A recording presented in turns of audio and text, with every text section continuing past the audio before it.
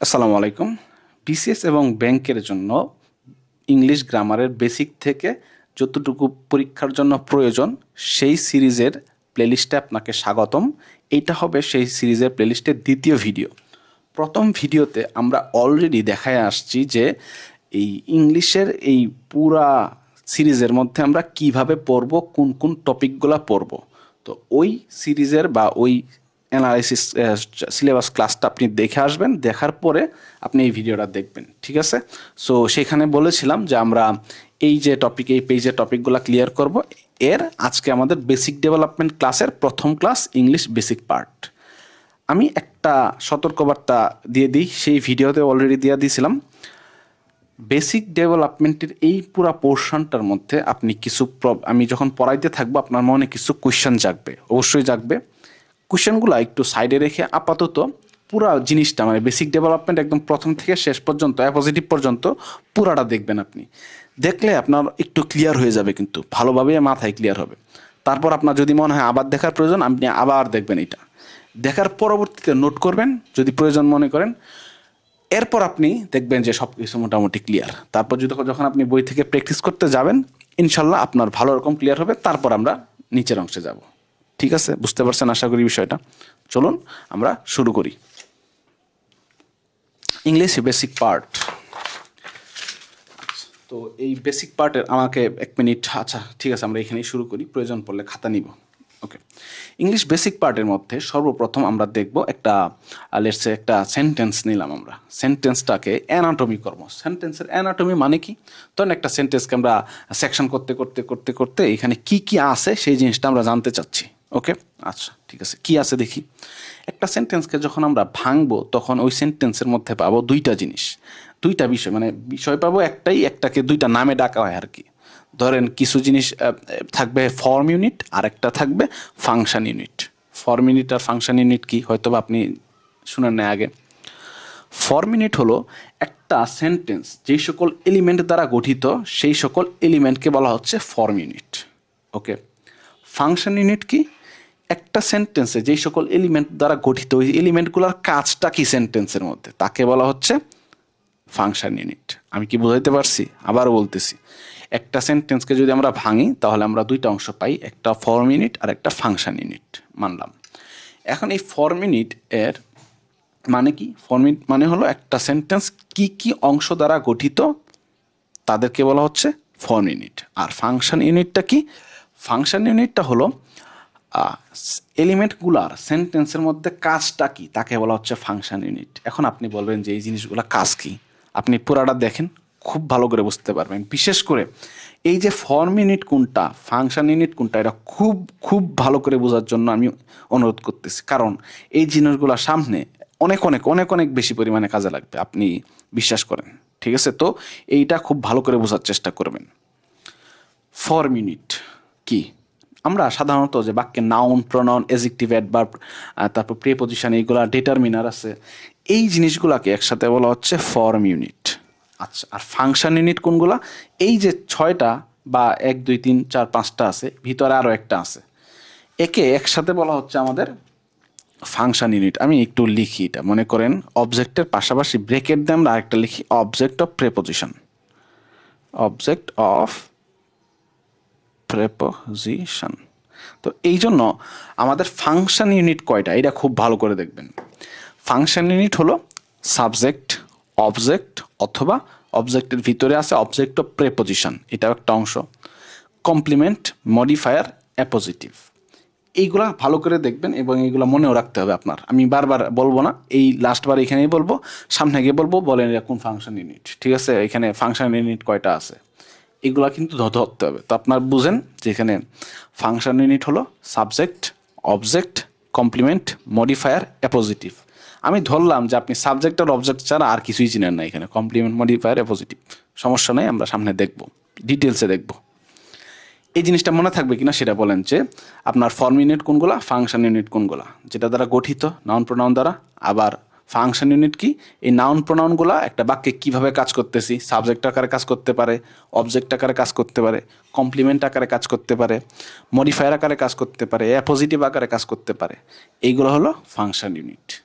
জিনিসটা সেমই। মনে করেন আই ইট রাইস, এখানে আই হলো মনে করেন কি বলতে পারি, আই হলো মনে করেন সরি রহিম ইটস রাইস, আমরা এইটা বলি তাহলে একদম সহজ হবে। রহিম ইটস রাইস, রহিম কি একটা নাম, সুতরাং নাউন। ইট মানে কি ভার্ব, এর একটা ভার্ব। আর রাইস মানে কি, রাইসও একটা নাউন, সুতরাং নাউন। তো এখানে ফর্ম ইউনিট কি কি, রহিম, ইট, রাইস সবগুলো হলো আমাদের ফর্ম ইউনিট। আর ফাংশন ইউনিট কি কি আছে, ফাংশন ইউনিট মানে হলো এই যে নাউন প্রোনাউনগুলা বাক্যে কাজ কি করতেছে সেই জিনিসগুলোকে ফাংশন ইউনিট বলতেছি। যেমন রহিম ইটস রাইস, রহিম এখানে নাউন কিন্তু তার কাজটা কি, সে সাবজেক্ট আকারে কাজ করতেছে। ওকে, তারপর ভার্বটা কি, এখানে ভার্ব আছে কি আমাদের ইটস, আর আছে কি রাইস, রাইসটা কি অবজেক্ট আকারে কাজ করতেছে। ইটস কি এটা পরবর্তীতে আপনারা বুঝতে পারবেন, ঠিক আছে। সো এই ছিল আমাদের যে ফর্ম ইউনিট কি ফাংশন ইউনিট কি এটা বোঝার, এবং এই কয়টা জিনিস বা এখানে 6টা পয়েন্ট যে আছে এগুলো খুব ভালো করে মনে রাখবেন, এগুলাকে বলা হয় ফাংশন ইউনিট। আমরা সামনে দেখব। আমরা আগে ফর্ম ইউনিট সম্পর্কে একটু আলোচনা করে আসি। ধরেন ফর্ম ইউনিট কী কী বললাম, যে নাউন প্রোনাউন ভার্ব অ্যাডজেক্টিভ এগুলাই তো, তাই না?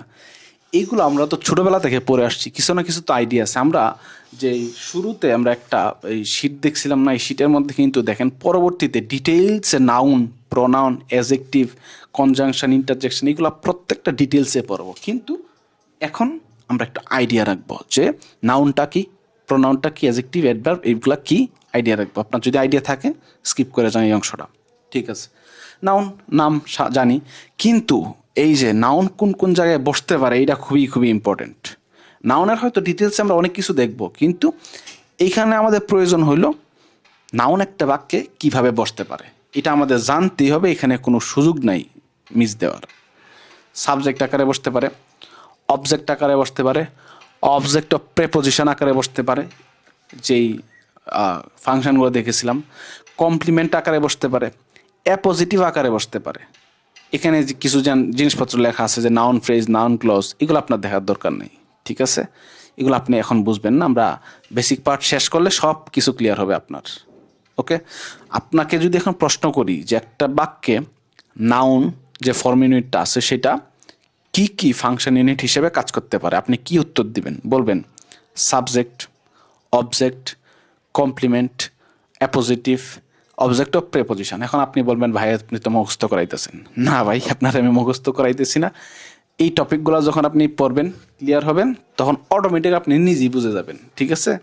তবে এই জিনিসগুলো শুরুর দিকে আপনার একটু মনে রাখতে হবে, যে দেখেন আমরা এইগুলো ডিটেলসে কিন্তু পড়বো পরবর্তীতে। আচ্ছা দুঃখিত, এটা আপাতত আর আমরা না দেখাই।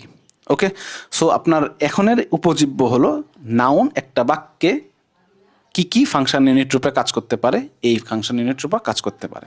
প্রোনাউন সেম জিনিস নাউনের সাথে সাথেই, সো আমরা আলাদা কিছু প্রোনাউন বললাম না। ভার্ব, ভার্ব সম্পর্কে আমাদের পরবর্তী ক্লাসে একদম ডিটেলসে দেখব, একদম এর যা কিছু আছে। তো এখন আর ভার্ব সম্পর্কে বললাম না, ভার্ব তো কাজ করা এটা আমরা জানি, ঠিক আছে। অ্যাডজেক্টিভ, অ্যাডজেক্টিভ কি বলেন? অ্যাডজেক্টিভ কি আমরা ছোটোবেলায় পড়ে আসছি, যা দোষ গুণ অবস্থা সংখ্যা প্রোনাউন এগুলো আসলে বলার দরকার নেই, ঠিক আছে। আপনি সিম্পল হিসেবে বলবেন নাউন বা প্রোনাউনকে মডিফাই করেছে। এখন মডিফায়ার কি আপনি জানেন না, একটু পরে আমরা মডিফাই কি সেটা দেখব। ওকে, আমরা বাংলায় বলি, মনে করেন শি ইটস এ ম্যাঙ্গো, ঠিক আছে। শি ইটস এ ম্যাঙ্গো, সে একটা আম খায়। এখানে ম্যাঙ্গোটা কি নাউন, ঠিক আছে। আমি যদি বলি she eats a green mango, তাহলে এখানে গ্রিনটা কি হবে? ওই যে ম্যাঙ্গো সম্পর্কে একটা ইনফরমেশান দিছি না, যে সে একটা সবুজ আম খায়। এই সবুজটা কার সম্পর্কে একটা ইনফরমেশান দিছি? ম্যাঙ্গো সম্পর্কে। সুতরাং এই সবুজটা হলো ম্যাঙ্গোয়ের একটা মডিফায়ার বা ম্যাঙ্গো সম্পর্কে ইনফরমেশান দিচ্ছে, তাই এই গ্রিন হলো এখানে অ্যাডজেক্টিভ। আমরা কি বুঝতে পারছি? He is a good boy, এখানে হি ইজ এ বয় আমরা আগে বললাম, কিন্তু এখানে গুড বলে বয়টা সম্পর্কে আমরা ইনফরমেশান দিচ্ছি, মডিফাই করতেছি। সো আমাদের অ্যাডজেক্টিভের বিষয়টা এটাও খুব ভালো করে আপনার জানতে হবে। আশা করি আপনি জানেন, তবু আমি আরেকবার বলতেছি যে অ্যাডজেক্টিভটা নাউন বা প্রোনাউনকে মডিফাই করে। ওকে, ঠিক আছে। আর অ্যাডভার্বটা তাহলে কি করে? অ্যাডভার্বটা হলো নাউন প্রোনাউন ছাড়া বাক্যে অন্য যেই সকল ফর্ম ইউনিট থাকবে সেইগুলো সম্পর্কে, বা আমরা পার্টস অফ স্পিচই বলি, নাউন প্রোনাউন ছাড়া বাক্যে যেই সকল পার্টস অফ স্পিচ থাকবে তাদেরকে মডিফাই করবে অ্যাডভার্ব, ঠিক আছে। আমরা একটু আগে এক্সাম্পল দেখলাম না, she eats a green mango, শিটসে ম্যাঙ্গো, এখানে ম্যাঙ্গোটা সম্পর্কে একটা ইনফরমেশন দিয়েছিলাম, শিটসে গ্রিন ম্যাঙ্গো, অর্থাৎ গ্রিনটা এখানে অ্যাজেক্টিভ। ঠিক আছে, মানলাম। এখন আমরা যদি বলি যে শিটসে ভেরি গ্রিন ম্যাঙ্গো, সে একটা অনেক সবুজ আম খায়, তখন কি করব? অনেক সবুজ, তার মানে সবুজ সম্পর্কে আমরা ইনফরমেশন দিছি না, যে কম সবুজ নাকি বেশি সবুজ নাকি অনেক সবুজ, এই বিষয়টাই অনেক শব্দটা দিয়ে আমরা কি করলাম? সবুজটাকে আইডেন্টিফাই করলাম না, সবুজটা সম্পর্কে তথ্য দিলাম না। তার মানে এই সবুজটার মডিফায়ার হলো কি? অনেক। ঠিক আছে, তাহলে এখন আপনি বলেন যে এই অনেকটা কি বা ভেরিটা কি? ভেরিটা হইলো একটা অ্যাডভার্ব। কেন? সে অ্যাজেক্টিভ গ্রিন সম্পর্কে ইনফরমেশন দিয়েছিল। আপনি কি বুঝতে পারছেন? না বুঝলে কোনো সমস্যা নাই, এটা আমরা ডিটেলসে একটু পর দেখতেছি। আপাতত আপনি জাস্ট ধরেন জিনিসটা, যে আপনি বুঝতে পারতেছেন কিনা। এই জিনিসটা আপনি মনে রাখেন যে অ্যাজেক্টিভ নাউন বা প্রোনাউনকে মডিফাই করে, আর অ্যাডভার্ব নাউন বা প্রোনাউন ছাড়া বাকি সকল পার্টস অফ স্পিচকে মডিফাই করে। A word that modifies parts of speech except noun অথবা প্রোনাউন। ঠিক আছে, আমরা অ্যাডভার্ব বের করতে পারবো কিভাবে? আমরা যে ভার্বটা আছে সেই ভার্বকে হোয়ার, হোয়েন, হোয়াই, হাউ দ্বারা প্রশ্ন করলে আমরা অ্যাডভার্ব পাবো। এই জিনিসগুলো একটু মনে রাখতে হবে ভাই। আমরা যখন ডিটেলসে পড়বো তো দেখবই, কিন্তু এখনও আপনার এটা মনে রাখতে হবে। যেই জিনিসগুলো মনে রাখতে হবে তাই শুধুমাত্র আমি এই পেজটাতে লিখছি, এর এক্সট্রা একটা ওয়ার্ডও লিখি নেই। ঠিক আছে, আচ্ছা। প্রেপোজিশন, প্রেপোজিশন কি করে? নাউন বা প্রোনাউনের পূর্বে বসে সে নাউন বা প্রোনাউন সম্পর্কে ইনফরমেশন দেয়। নাউন বা প্রোনাউনটাকে বাক্যের অন্য অংশের সাথে যুক্ত করে। ওকে, নাউন বা প্রোনাউনের পূর্বে বসে, যেমন I will go to school. ঠিক আছে, এই যে স্কুলটা কি বাক্যে? আই উইল গো আমি বললে সমস্যা কি ছিল? আই উইল গো, কোথায় যাব? To school. এই যে টু দ্বারা স্কুলটাকে আমরা এখানে অ্যাড করছি। বুঝতে পারছেন যে প্রেপোজিশন তাহলে জিনিসটা কি? নাউন বা প্রোনাউনের পূর্বে বসে আমাদের এটা করতেছে। আচ্ছা, এক্সাম্পল আমরা পরবর্তীতে অনেক দেখতে পারবো, কিন্তু এই যে বেসিক জিনিসগুলো এটা আপনার মনে রাখতে হবে। ওকে, আচ্ছা। তারপর আসি ডিটারমিনারের কাছে। এখন ডিটারমিনার কি? ডিটারমিনার সিম্পল হিসেব, ডিটারমিনার সম্পর্কেও ডিটেলসে দেখবো। এখানে আমরা জেনে নিই জাস্ট সিম্পল জিনিস। নাউন বা প্রোনাউনের পূর্বে বসে তার হয় তাকে আইডেন্টিফাই করে, ডিফাইন করে, অথবা তার সম্পর্কে সে নতুন কোনো এই সংখ্যা, সে কত, তার পরিমাণ নির্দেশ করে। বুঝতে পারছি? তার হয় নির্দিষ্টতা অনির্দিষ্টতা দেয়, অথবা তার সংখ্যা পরিমাণ নির্দেশ করে। বুঝতে পারছেন ব্যাপারটা? এই সম্পর্কে আমরা বইয়ে পরবর্তীতে দেখব। তো আপাতত আমরা যে সকল আমাদের ফর্ম ইউনিট আছে সবগুলো ফর্ম ইউনিট আমরা এই নাউন, প্রোনাউন, অ্যাডজেক্টিভ, এখানে দেখেন প্রোনাউন লিখি নাই, তারপরে এখানে কনজাংশন, ইন্টারজেকশন লিখি নাই। যেগুলো আমাদের বেসিক হিসেবে প্রয়োজন শুধুমাত্র এগুলো আমি এখানে রাখছি, আর কিচ্ছু রাখি নাই। এই পেজটা আপনি একটু দরকার পড়লে কিছুক্ষণের জন্য মুখস্থ রাখেন, পরবর্তীতে এই প্রত্যেকটা জিনিস আপনি বুঝতে পারবেন যে কেন কেন কেন। ঠিক আছে, কেন এইগুলো হয়েছে, কিন্তু একটু আপনাকে মনে রাখতে হবে কিছুক্ষণের জন্য, জাস্ট পরবর্তীতে আপনি বুঝে যাবেন। আচ্ছা, ঠিক আছে। তো আমরা একটু আবার এই অংশটা রিপিট করি। আমরা যে সকল ফার্স্টে আমরা এই অ্যানাটমি অফ সেন্টেন্সে কিছু ফর্ম ইউনিট দেখেছিলাম, সেই ফর্ম ইউনিটগুলো হলো noun, pronoun, verb, adjective, adverb, এগুলো ইত্যাদি ইত্যাদি ডিটারমিনার পর্যন্ত। এইগুলাকে আমরা ফর্ম ইউনিট বলতেছি। এই ফর্ম ইউনিট সম্পর্কে আমরা একটু হালকা আইডিয়া নিয়েছি, সেটা হলো নাউন কোথায় কোথায় বসতে পারে, হেভি ইম্পর্টেন্ট, মনে রাখতে হবে। বসতে পারে subject, object, complement, modifier, appositive, object of preposition ইত্যাদি জায়গায়। ভার্ব সম্পর্কে ডিটেলস পরে দেখব। অ্যাডজেক্টিভ নাউন বা প্রোনাউনকে মডিফাই করে। অ্যাডভার্ব নাউন বা প্রোনাউন ছাড়া বাকি সকল কিছুকে মডিফাই করে। অ্যাডভার্ব বের করতে গেলে আমরা ভার্বকে হোয়ার, হোয়েন, হোয়াই, হাউ দ্বারা প্রশ্ন করব। ঠিক আছে, ডান। প্রিপোজিশন কি করে? নাউন বা প্রোনাউনের পূর্বে বসে বাক্যের অন্য অংশের সাথে এটাকে যুক্ত করে, নাউনটাকে বা প্রোনাউনটাকে। তারপর ডিটারমিনার কি করে? নাউন বা প্রোনাউনের পূর্বে বসে তাদের সংখ্যা, পরিমাণ অথবা নির্দিষ্টতা অনির্দিষ্টতা প্রকাশ করে। যেমন এ এন দি, আমি যদি বলি এ বুক, যে কোনো একটা বুক হইতে পারে, কিন্তু যদি বলি দি বুক নির্দিষ্ট করে, এগুলো আশা করি আপনারা বুঝতে পারেন। সো এখন আমরা একটা বাক্য নেই, যে বাক্যটার মধ্যে সকল আমরা যে সকল এই ফর্ম ইউনিটগুলো আছে সেই ফর্ম ইউনিটগুলো আইডেন্টিফাই করতে পারবো। লেটস সে, ধরেন এই যে একটা বাক্য, আশা করি দেখা যাচ্ছে বাক্যটা। The quick brown fox jumped over the lazy dog who barked loudly in surprise and joyfully. Wow! এ বাক্যে নিচে যেগুলো আছে আপনি একবার দেখবেন, আপনি যা বলছি সেই জিনিসটা আপনি একবার খাতায় লিখে আপনি একটু আইডেন্টিফাই করার চেষ্টা করেন কোনটা কোন ফর্মিনিট। ঠিক আছে, আমি বলি আবার। The quick brown fox jumped over the lazy dog who barked loudly in surprise and joyfully wow. প্রত্যেকটা ওয়ার্ড কোন কোন ফর্মিনিট এটা আপনি একটু বের করেন ভিডিওটা পজ দিয়ে, তারপর আপনি দেখেন মিলে কিনা। ঠিক আছে, পজ দিচ্ছেন, ডান। এখন আসি আমরা একটু নির্ণয় করি কোনটা কি। এটা কিন্তু আপনার এখন পর্যন্ত আপনি আশা করি যে অনেকটাই কিছুটা বড় হয়েছেন, আপনি ধরতে পারবেন যে কোনটা কোন ধরনের পার্টস অফ স্পিচ বা কোনটা কোন ফর্মিনিট।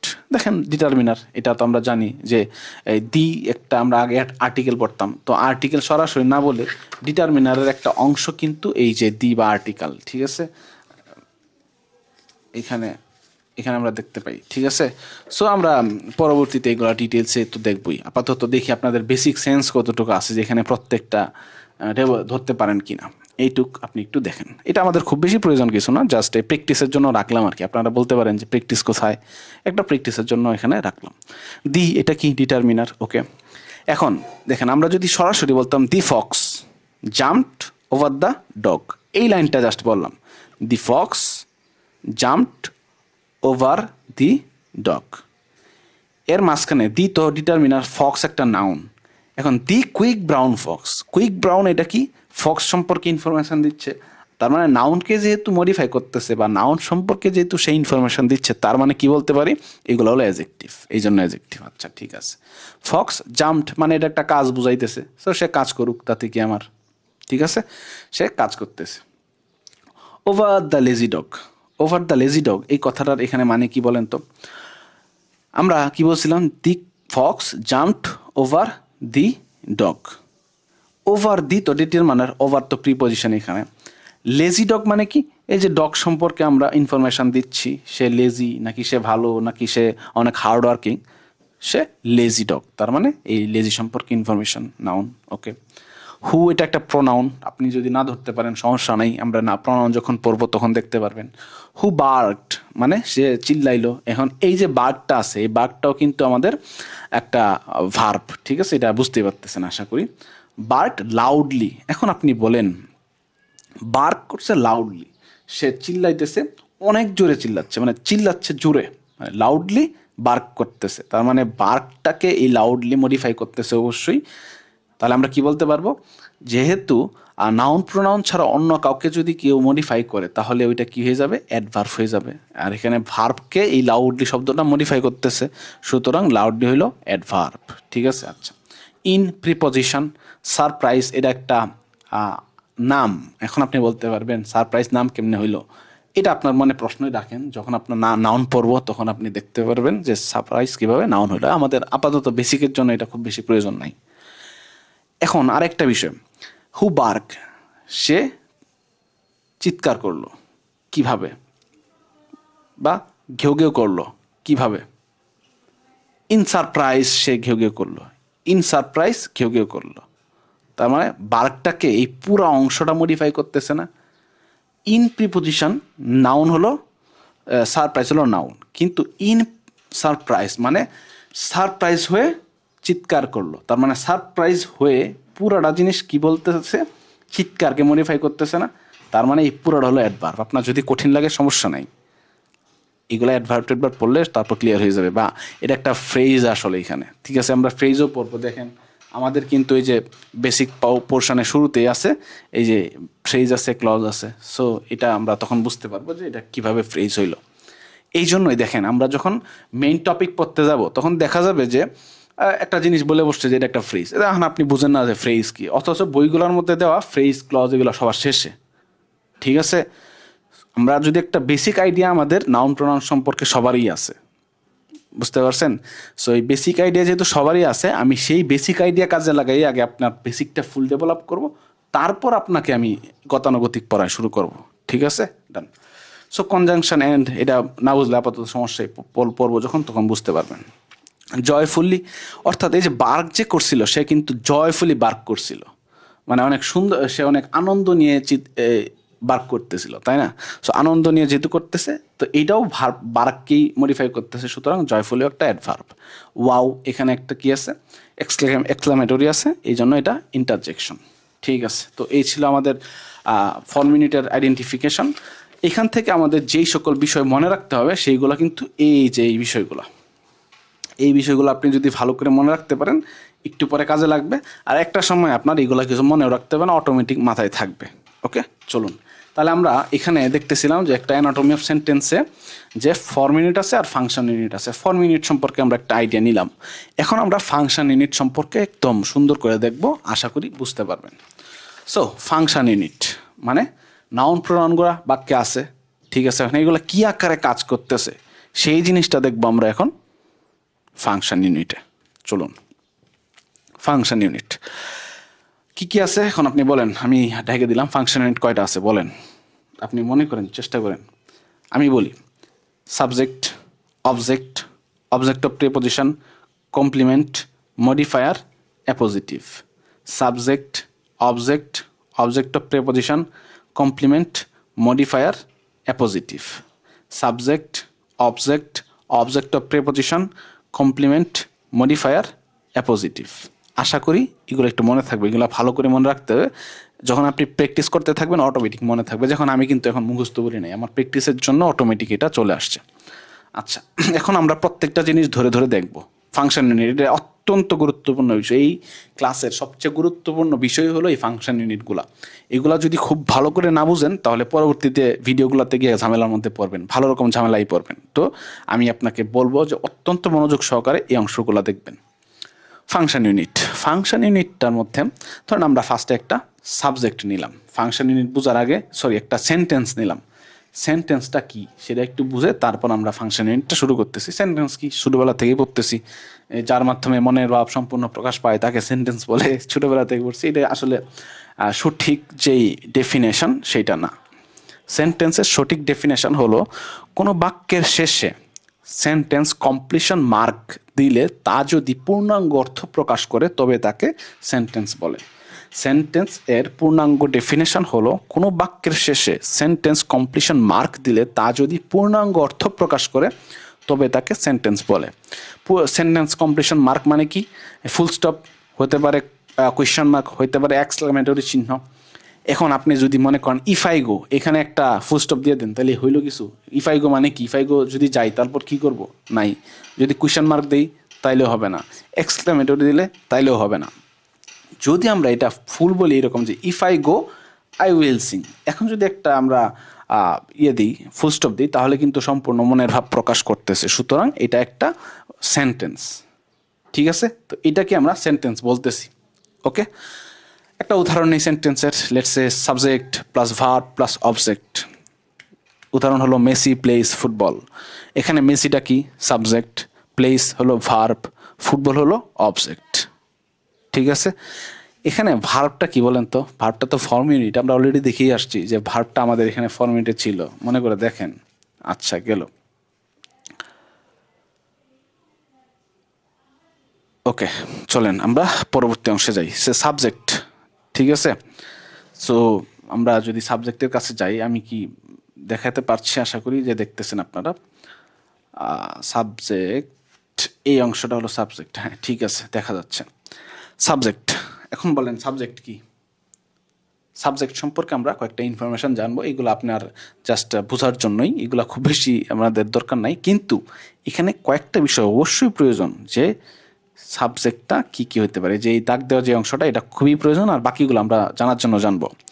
প্রতিটা সেন্টেন্সে অবশ্যই সাবজেক্ট থাকতেই হবে, তবে কমান জাতীয় বাক্যে সাবজেক্টটা উজ্জ্বল থাকে। যেমন ধরেন যে গো টু দ্য স্কুল, আমি কাউকে বললাম, এখন এখানে you go to the school আমি বলি নাই, আশা করি এগুলো আপনারা জানেন।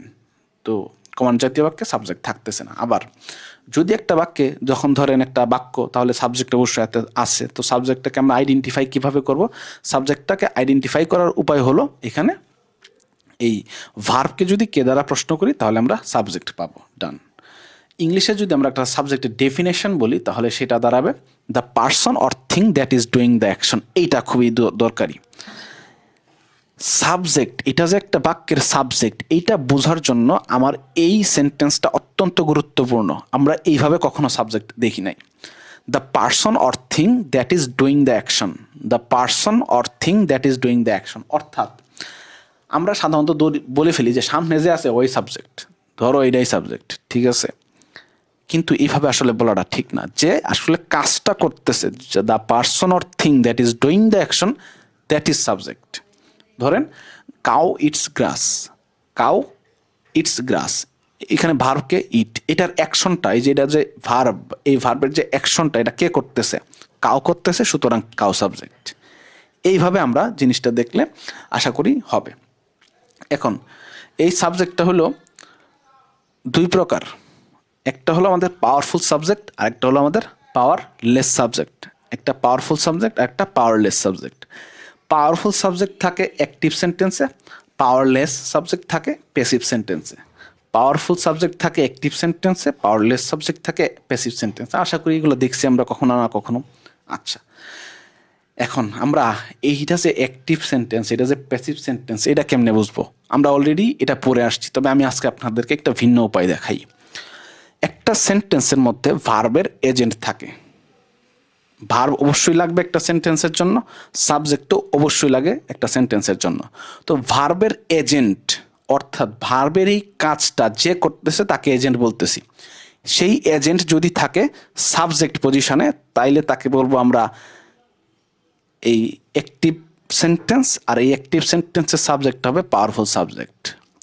আবার ভার্বেরই এজেন্টটা যদি থাকে অবজেক্ট পজিশনে, তাহলে সেই সেন্টেন্সটাকে বলবো আমরা প্যাসিভ সেন্টেন্স, আর এই প্যাসিভ সেন্টেন্সের সাবজেক্টটা হবে পাওয়ারলেস সাবজেক্ট। এখন আপনার একটু অসুবিধা হইতে পারে, এখানে কি বললাম, এটা আবার কি বললেন, এটা তো আমি জীবনে হয়তো বা দেখি নাই। তাহলে আমরা একটু আবার বলি, প্রত্যেকটা সেন্টেন্সের মধ্যে একটা ভার্ব থাকবে অবশ্যই, এই ভার্বের এজেন্ট থাকে, অর্থাৎ ভার্বের এই কাজটা যে করতেছে তাকে আমরা এজেন্ট বলতেছি। ভার্বের এজেন্ট যদি থাকে সাবজেক্ট পজিশনে, তাহলে বাক্যটা হবে অ্যাক্টিভ সেন্টেন্স এবং সেই সেন্টেন্সের সাবজেক্টটাকে বলবো পাওয়ারফুল সাবজেক্ট।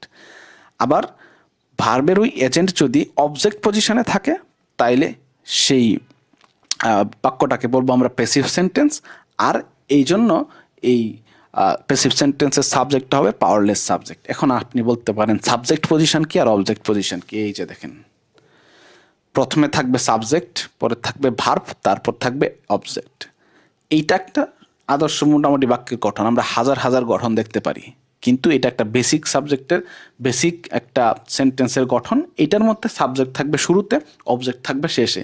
আমরা এছাড়া অনেক ধরনের সেন্টেন্সের গঠন দেখতে পাই, কিন্তু এটা যেহেতু বেসিক একটা সেন্টেন্স ধরে নিচ্ছে, এই অনুসারে সাবজেক্টটা যদি এই আমাদের মূল সাবজেক্টটা যদি থাকে, ভার্বের এজেন্টটা যদি থাকে সাবজেক্ট পজিশনে, তাহলে আমরা তাকে বলবো অ্যাক্টিভ সেন্টেন্স। বুঝতে পারছি? এখন আমরা উদাহরণ দেখলেই ক্লিয়ার হবে। ধরেন হি ইটস রাইস, এখানে ইটটা হলো আমাদের ভার্ব। এই ভার্বের এজেন্ট বলতে কি বুঝাইছিলাম? এই ইটের কাজটা যে করতেছে সে হলো agent. Okay, he eats rice, সে ভাত খাচ্ছে। এই যে ইট এজেন্ট কে? হি। হি কোথায় আছে? সাবজেক্ট পজিশনে আছে, অর্থাৎ শুরুতে আছে। যদি সাবজেক্ট পজিশনে থাকে তাহলে এটাকে আমরা কি বলবো? অ্যাক্টিভ সেন্টেন্স বলবো। ঠিক আছে, এই যে অ্যাক্টিভ সেন্টেন্স বললাম, এই সেন্টেন্সের যে সাবজেক্ট তাকে বলবো আমরা পাওয়ারফুল সাবজেক্ট, অর্থাৎ হি এখানে পাওয়ারফুল সাবজেক্ট। ওকে, তারপর যদি অবজেক্ট পজিশনে থাকে তাহলে বলবো আমরা প্যাসিভ সেন্টেন্স, যেমন rice is eaten by him. এখন ইট এখানে ভার্ব, ইটের যেই আমাদের এজেন্ট আছে, এজেন্টটা কে বলেন তো? ইট যে খাওয়ার কাজটা কে করতেছে? রাইস নিজেই করতেছে নাকি হিম করতেছে? অবশ্যই এখানে হিম করতেছে। আর হিম এটা কোন পজিশন? এটা অবজেক্ট পজিশন না? অবজেক্ট পজিশন যদি হয়ে থাকে, অর্থাৎ ভার্বের এজেন্টটা আছে অবজেক্ট পজিশনে, যদি অবজেক্ট পজিশনে থাকে তাহলে এটাকে কি বলবো? Passive sentence. আর এই সাবজেক্টটাকে কি বলবো? পাওয়ারলেস সাবজেক্ট, অর্থাৎ হিম এখানে পাওয়ারলেস সাবজেক্ট। আমি আশা করি বুঝাইতে পারছি যে পাওয়ারফুল সাবজেক্ট কি, পাওয়ারলেস সাবজেক্ট কি। আমি এই অংশটা একটু রিক্যাপ করে আমরা সামনে চলে যাব। আমরা পড়তেছিলাম একটা ফাংশন ইউনিট, ফাংশন ইউনিটের মধ্যে একটা গঠন দেখছি সেন্টেন্সের, বেসিক সেন্টেন্সের, তা হলো সাবজেক্ট, ভার্ব, অবজেক্ট। ঠিক আছে, দেখলাম সেন্টেন্স কাকে বলে, এগুলো আপাতত প্রয়োজন নাই। আমরা আসছি আমাদের প্রথম যেই ফাংশন ইউনিট আছে, সেই প্রথম ফাংশন ইউনিটে। এটা হলো সাবজেক্ট। আচ্ছা, ঠিক আছে, সাবজেক্ট।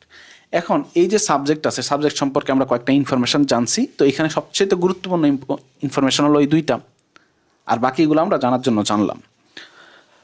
কি জানলাম? যে প্রত্যেকটা সেন্টেন্সে অবশ্যই সাবজেক্ট থাকবে। কমন জাতীয় সাবজেক্টে বাক্য কমন জাতীয় সেন্টেন্সে বাক্যটা সাবজেক্টটা উজ্জ্বল থাকবে। আচ্ছা, যদি সাবজেক্টে যদি আমাদের সাবজেক্টটা থাকে, তাহলে সেখানে আমরা বের করার জন্য ভার্বকে কে দ্বারা প্রশ্ন করব। ঠিক আছে, এর ডেফিনেশনটা হলো তাইলে the person or thing that is doing the action, যে আসলে অ্যাকশনটা করতেছে তাকেই বলা হচ্ছে সাবজেক্ট।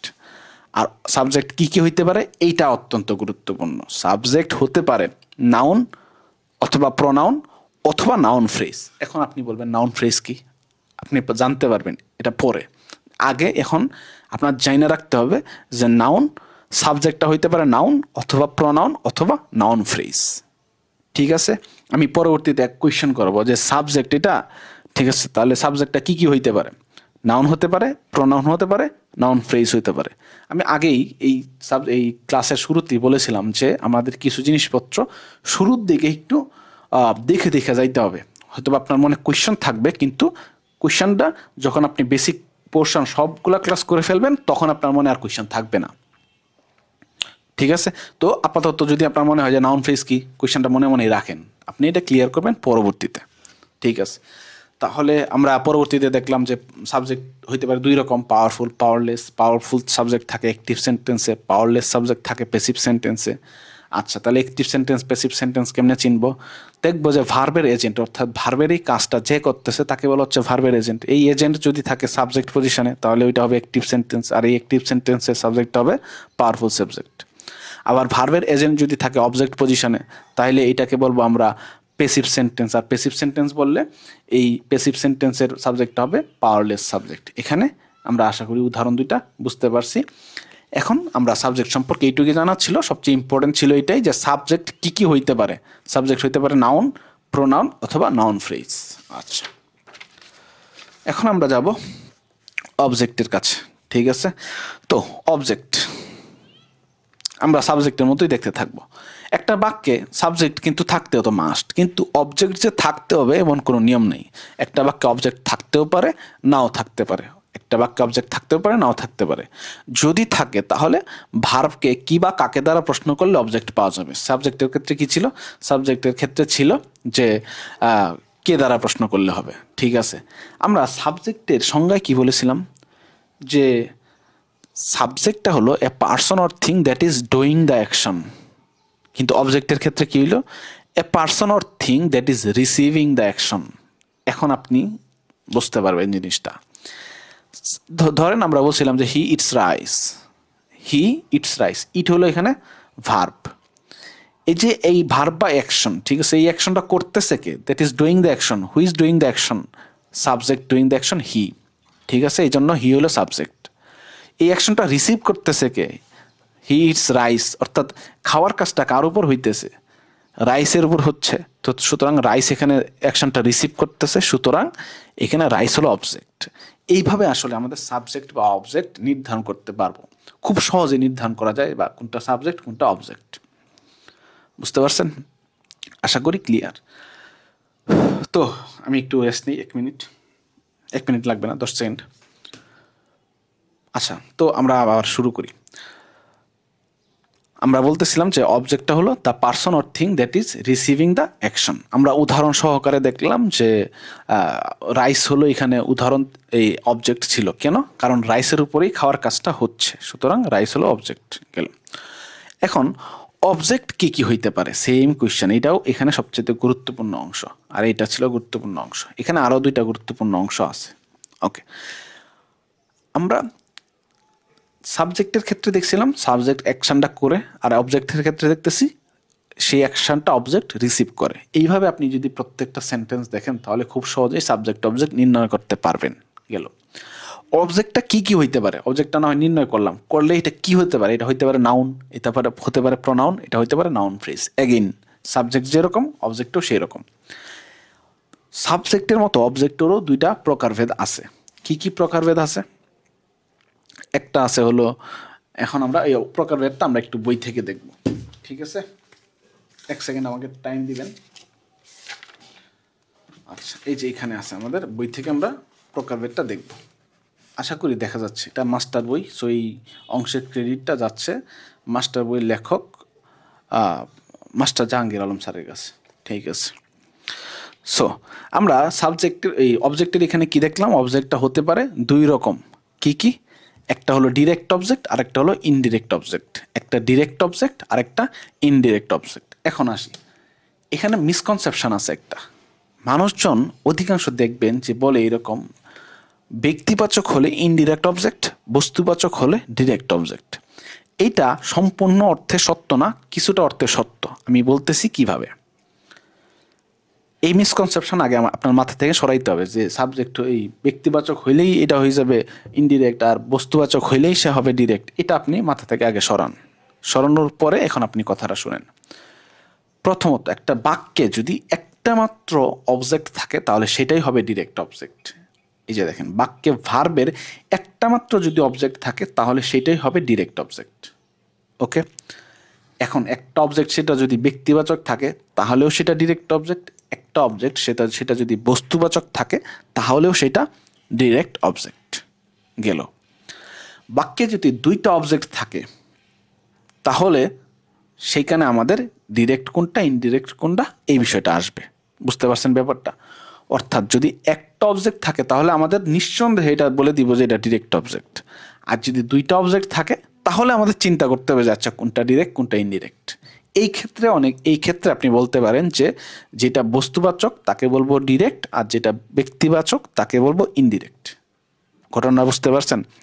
যেটা ব্যক্তিবাচক, যখন দুইটা অবজেক্ট থাকবে তখন আপনি বলতে পারবেন আচ্ছা ঠিক আছে, যেটা ব্যক্তিবাচক সেটা হলো আমাদের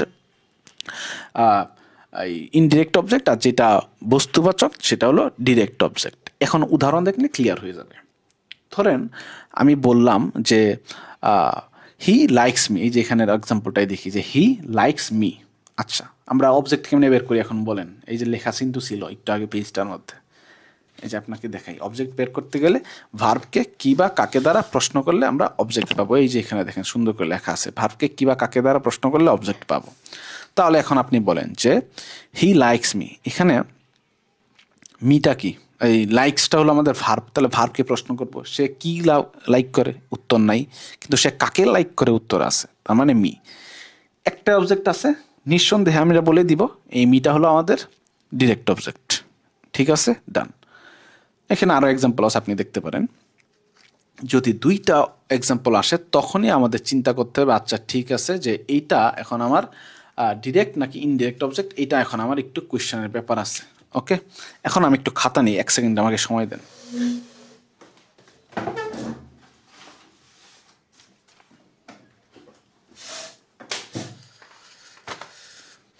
আশা করি দেখা যাচ্ছে।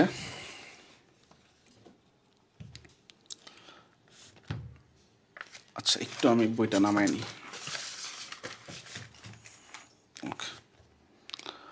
ধরেন আমি লিখলাম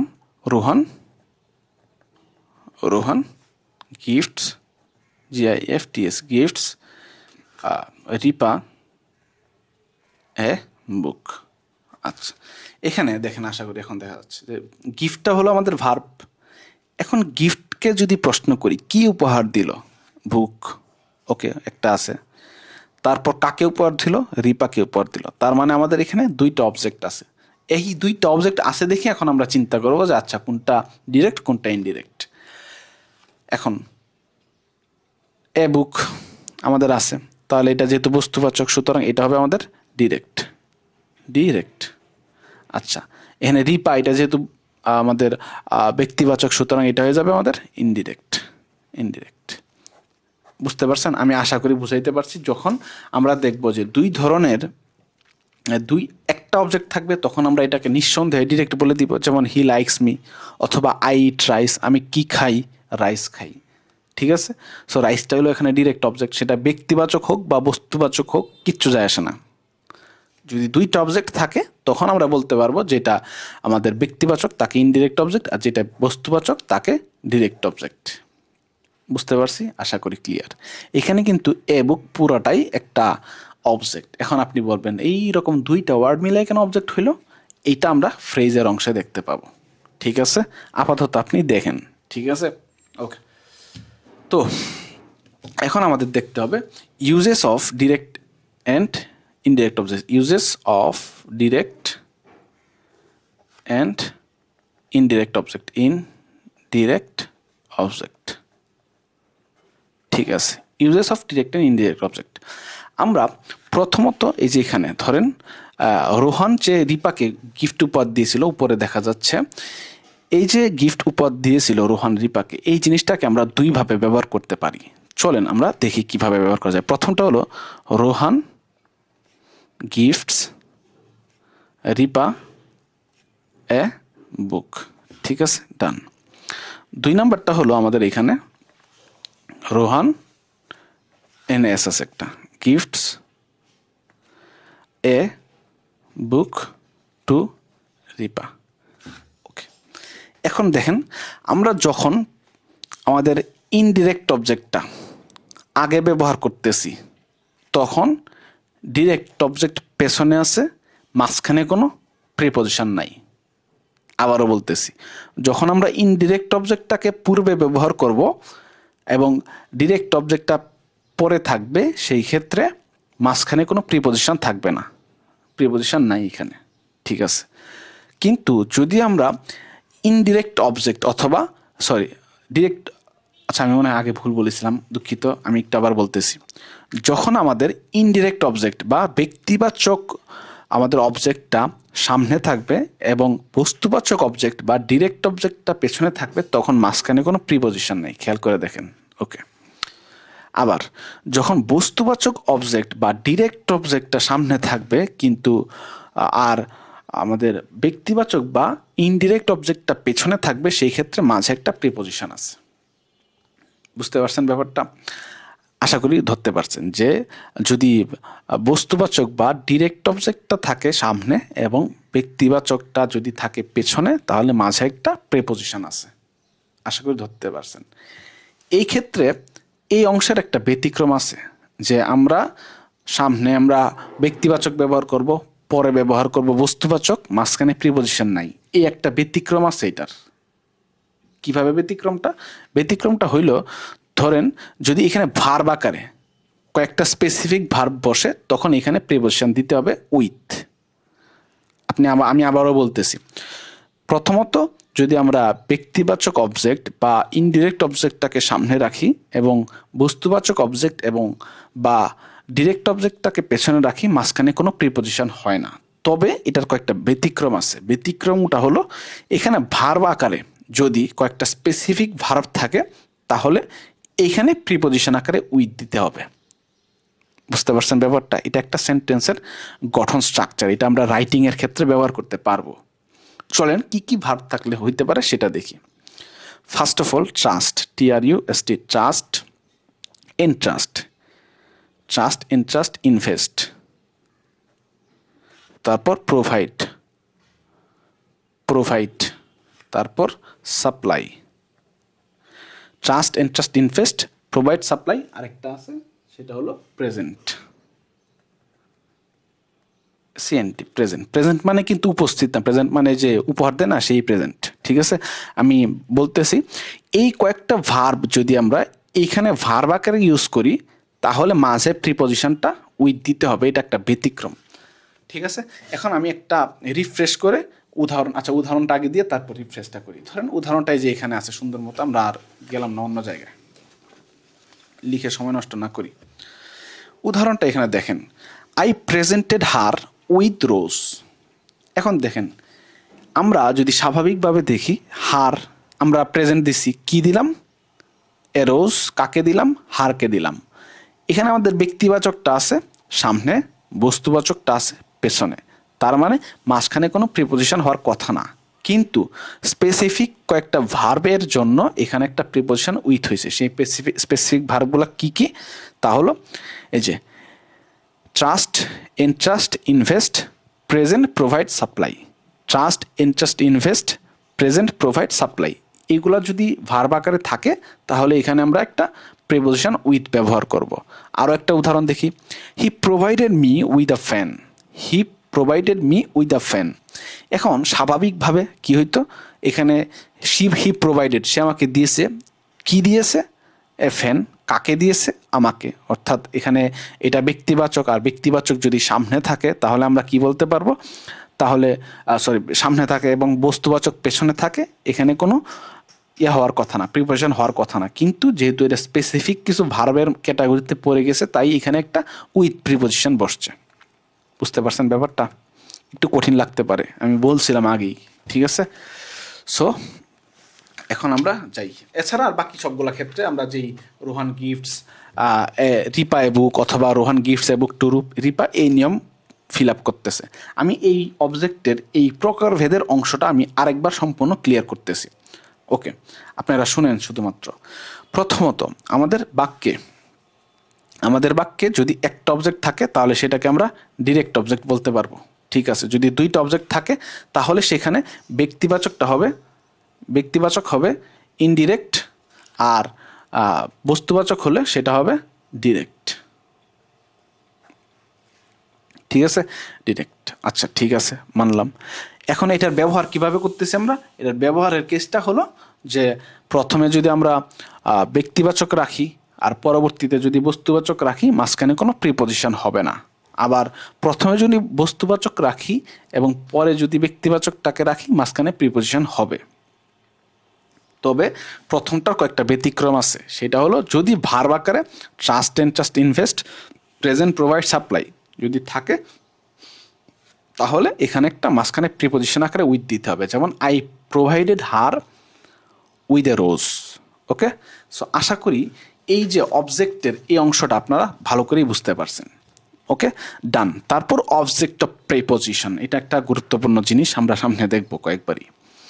অবজেক্ট অফ প্রিপোজিশন এটা কি? ধরেন প্রিপোজিশন সবসময় কোথায় বসে এখন বলেন?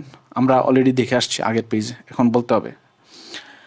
প্রিপোজিশন অলওয়েজ নাউন বা প্রনাউনের পূর্বে বসতেছে, ঠিক আছে। প্রিপোজিশন অলওয়েজ নাউন বা প্রনাউনের পূর্বে বসে, সেইটা নাউন বা প্রনাউনটাকে বাক্যের সাথে যুক্ত করে। অর্থাৎ যদি একটা বাক্যে দেখি যে প্রিপোজিশন আছে এবং তারপরে নাউন আছে, তাইলে এবং সেইটা যদি একটা অবজেক্ট আকারে কাজ করে, তাহলে আমরা বলতে পারবো এই অবজেক্টটা হলো ওই প্রিপোজিশনের অবজেক্ট। আমি উদাহরণ দিলেই বুঝতে পারবেন। আবারও বলতেছি, ধরেন একটা বাক্যে একটা প্রিপোজিশন আছে এবং তারপরে অবশ্যই নাউন থাকবে বা প্রনাউন থাকবে, ঠিক আছে, থাকলো। এখন এই যে প্রিপোজিশনের পরে নাউন বা প্রনাউনটা আছে, এই প্রনাউন বা নাউনটা যদি অবজেক্ট আকারে কাজ করে, তাইলে এই অবজেক্টটা হবে এই প্রিপোজিশনের। যেমন এখানে দেখতে পাবেন আপনারা, তাই এটাকে ইংলিশে বলতেছে আর কি অবজেক্ট অফ প্রিপোজিশন, মানে প্রিপোজিশনের অবজেক্ট। দেখেন কুক উইদাউট সল্ট, এখানে কিন্তু সাবজেক্ট উজ্জ আছে। মনে করেন আমি বললাম ইউ কুক উইদাউট সল্ট। ওকে, এখন এখানে এই সল্টটা হলো আমাদের অবজেক্ট আকারে আছে। এই অবজেক্টের সামনে কি আছে? উইদাউট। এই উইদাউট কি? প্রিপোজিশন। তাহলে প্রিপোজিশনের পরে বসতেছে একটা নাউন। এই যে নাউনটা আছে এটা এখানে অবজেক্ট আকারে আছে, সুতরাং এটাকে আমরা বলবো এই প্রিপোজিশনের অবজেক্ট। তাই এটার নাম হইল অবজেক্ট অফ প্রিপোজিশন। আশা করি অবজেক্ট অফ প্রিপোজিশনটা বুঝতে পারছেন। এখন আমরা অবজেক্টটা আরেকবার রিভিউ করব। অবজেক্টটা আরেকবার রিভিউ করি। অবজেক্ট মোটামুটি থাকতে পারে, নাও থাকতে পারে। যদি থাকে তাহলে কিভাবে বের করব, কি বা কাকে দ্বারা প্রশ্ন করলে অবজেক্ট পাওয়া যাবে। আচ্ছা ঠিক আছে, অবজেক্ট পাইলাম। যেহেতু পাইছে অবজেক্টটা, তো অবজেক্টের একটা ডেফিনেশনও দিতে হবে। তাহলে ডেফিনেশনটা হলো the person or thing that is receiving the action. Okay, object হইতে পারে যদি, আচ্ছা ধরেন ডেফিনেশন দিলাম, ডেফিনেশন দেওয়ার পরে এটা বাক্যে যেহেতু পাইছি, তাহলে এটা ফর্মটা কি, আসলে তার গঠনটা কি, গঠন অনুসারে সে হলো নাউন হতে পারে, প্রনাউন হতে পারে, অথবা নাউন ফ্রেজ হইতে পারে। ঠিক আছে, মানলাম। তো এই অবজেক্টটা কত প্রকার? দুই প্রকার। ডিরেক্ট ইনডিরেক্ট নিয়ে আলোচনা হয়েছে, ইউজ অফ ডিরেক্ট ইনডিরেক্ট সেটাও আলোচনা হয়েছে। তারপর আমরা দেখলাম অবজেক্ট অফ প্রিপোজিশন। এই অবজেক্ট অফ প্রিপোজিশনটা কি? প্রিপোজিশনের পরে যদি নাউন থাকে অবজেক্ট আকারে, তাহলে সেই অবজেক্টটা হবে প্রিপোজিশনের অবজেক্ট, বা ইংলিশে বলতে পারবো অবজেক্ট অফ প্রিপোজিশন। এটাই হলো আমাদের অবজেক্টের ঘটনা গেছে। সাবজেক্ট গেল, অবজেক্ট গেল। এখন বলেন বাকি কি কি আমাদের আছে, এই কি বলে, বাকি কি কি আর আমাদের ফাংশন ইউনিট আছে? বলেন কি কি আর ফাংশন ইউনিট থাকতে পারে? সাবজেক্ট, অবজেক্ট, এরপরেরটা কি? Subject, object, complement, modifier, appositive. ঠিক আছে। তো অবজেক্ট তো গেল, অবজেক্টের সাথে সাথে অবজেক্ট অফ প্রিপোজিশনও গেল। এখন আমরা দেখব মডিফায়ারটা দেখবো আগে নাকি কমপ্লিমেন্ট। মডিফায়ারটা সহজ, আমরা আগে মডিফায়ারটা দেখে ফেলতে পারি চাইলে, অথবা আচ্ছা ঠিক আছে আমরা যেহেতু সিরিয়াল দেওয়া ছিল কমপ্লিমেন্টেই দেখি। আসি কমপ্লিমেন্টের কাছে। কমপ্লিমেন্টটা অত্যন্ত অত্যন্ত গুরুত্বপূর্ণ, খুব ভালো করে দেখবেন, তাহলে আশা করি সামনে অনেক কিছুতে হেল্প পাবেন। কমপ্লিমেন্টের শুরুটা আমরা আগে দেখলাম না, আমরা আগে একটু বোঝার চেষ্টা করি যে কমপ্লিমেন্টটা আসলে কি, একটু ফিল করার চেষ্টা করতে হবে। আপনি সাবজেক্ট খুব ভালো করে বুঝতে হবে, অবজেক্ট খুব ভালো করে বুঝতে হবে, তারপর আসবেন কমপ্লিমেন্টের কাছে। ঠিক আছে, ডান। আসি কমপ্লিমেন্টের কাছে। কমপ্লিমেন্টের বাংলা শব্দটা কি, বাংলা মানে কি বলেন তো? কমপ্লিমেন্টের বাংলা মানে হলো পরিপূরক বা, আচ্ছা এক সেকেন্ড আমি একটু আসতেছি, এক সেকেন্ড।